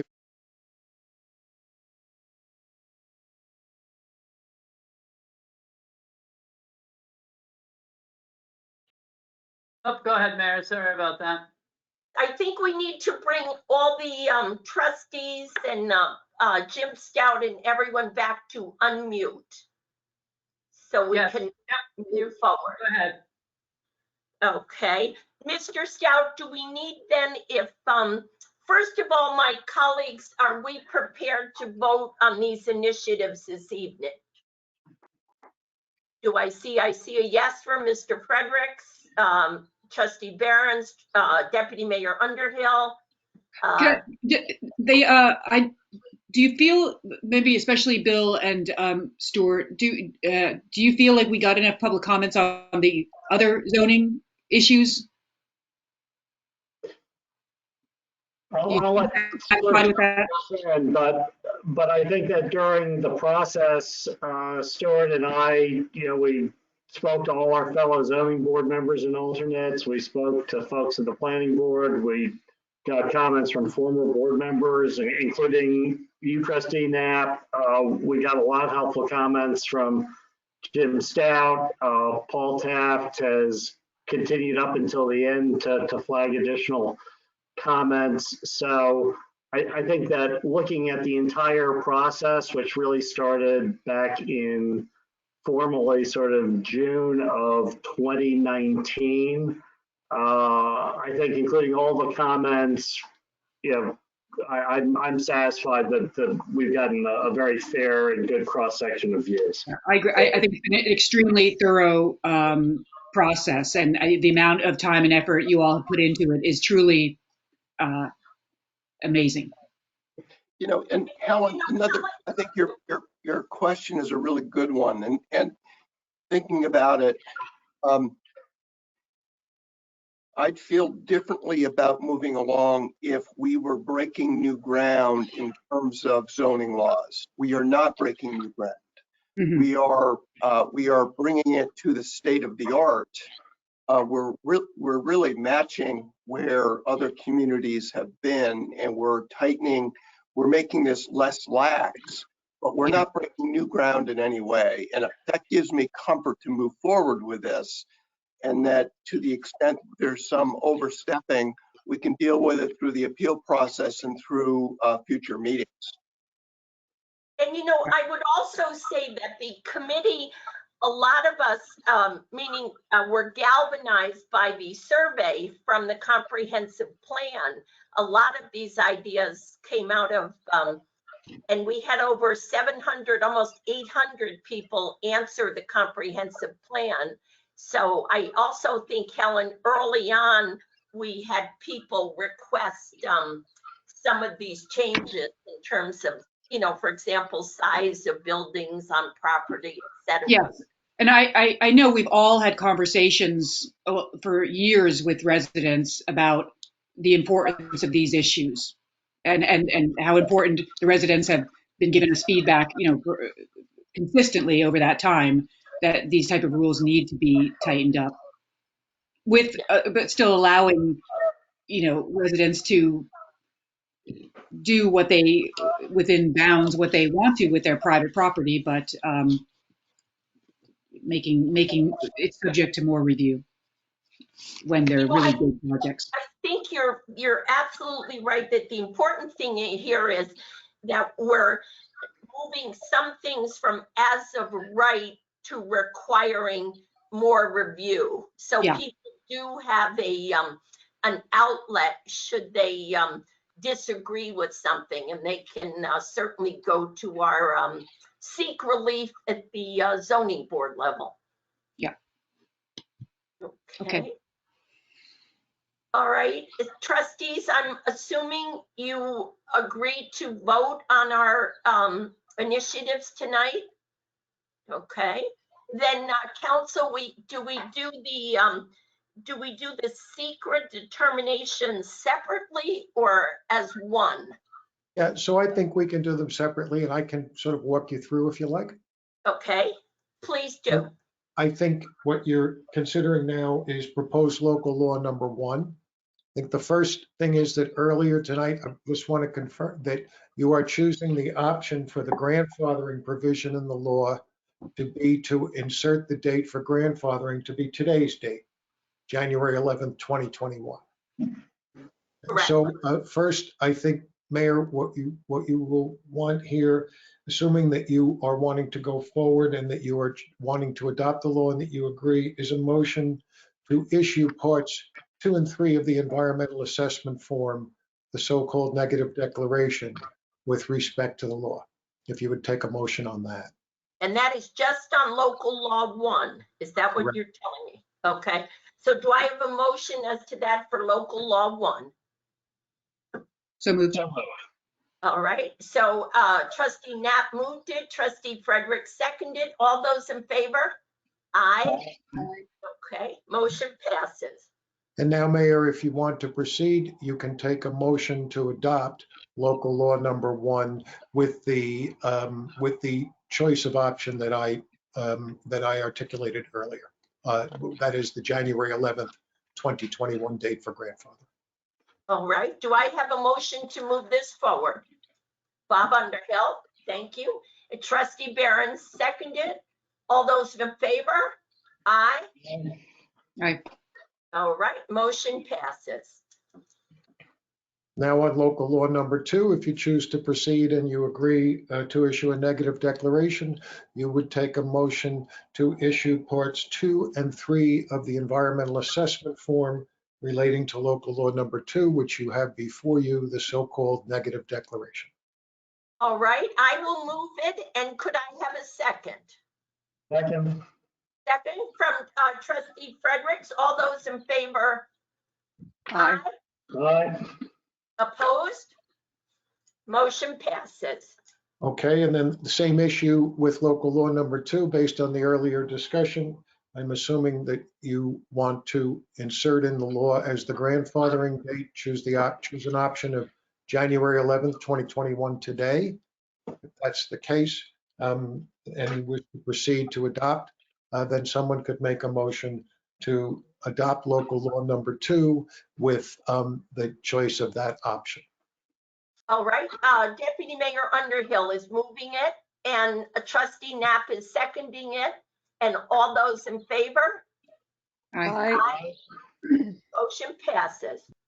Now, with respect to local law number 3, If you wish to proceed and you agree on issuing a negative declaration, you would take a motion to issue parts 2 and 3 of the environmental assessment form which you have before you, the so-called negative declaration.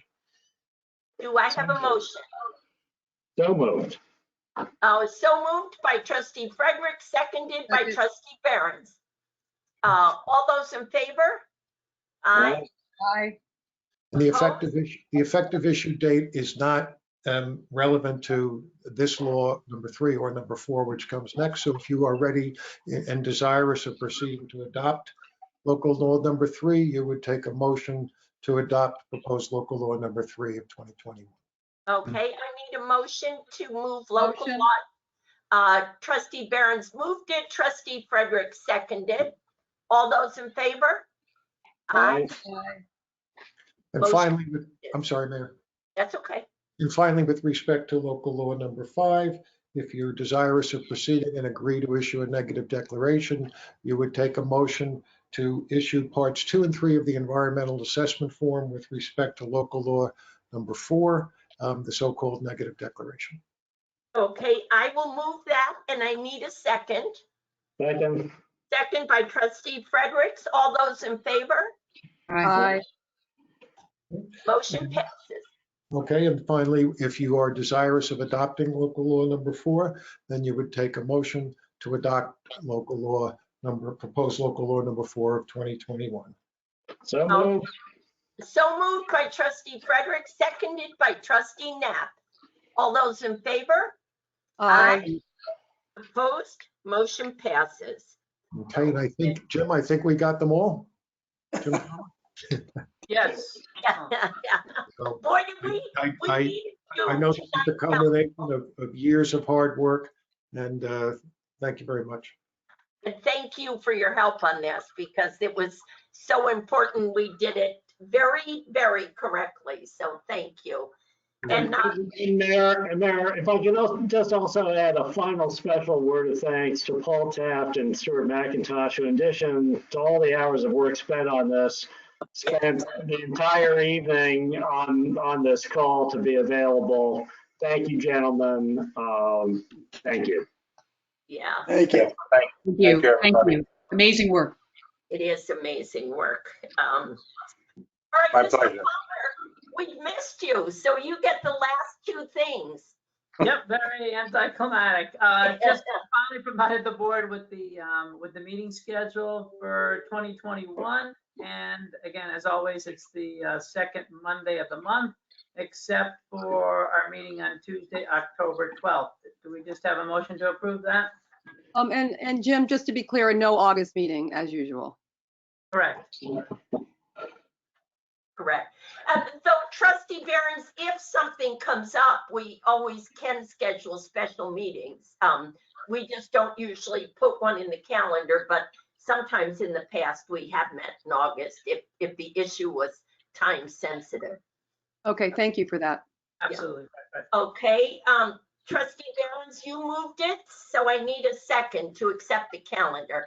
Oh, Deputy Mayor Underhill. All those in favor? Aye. Aye. Opposed? Motion passes.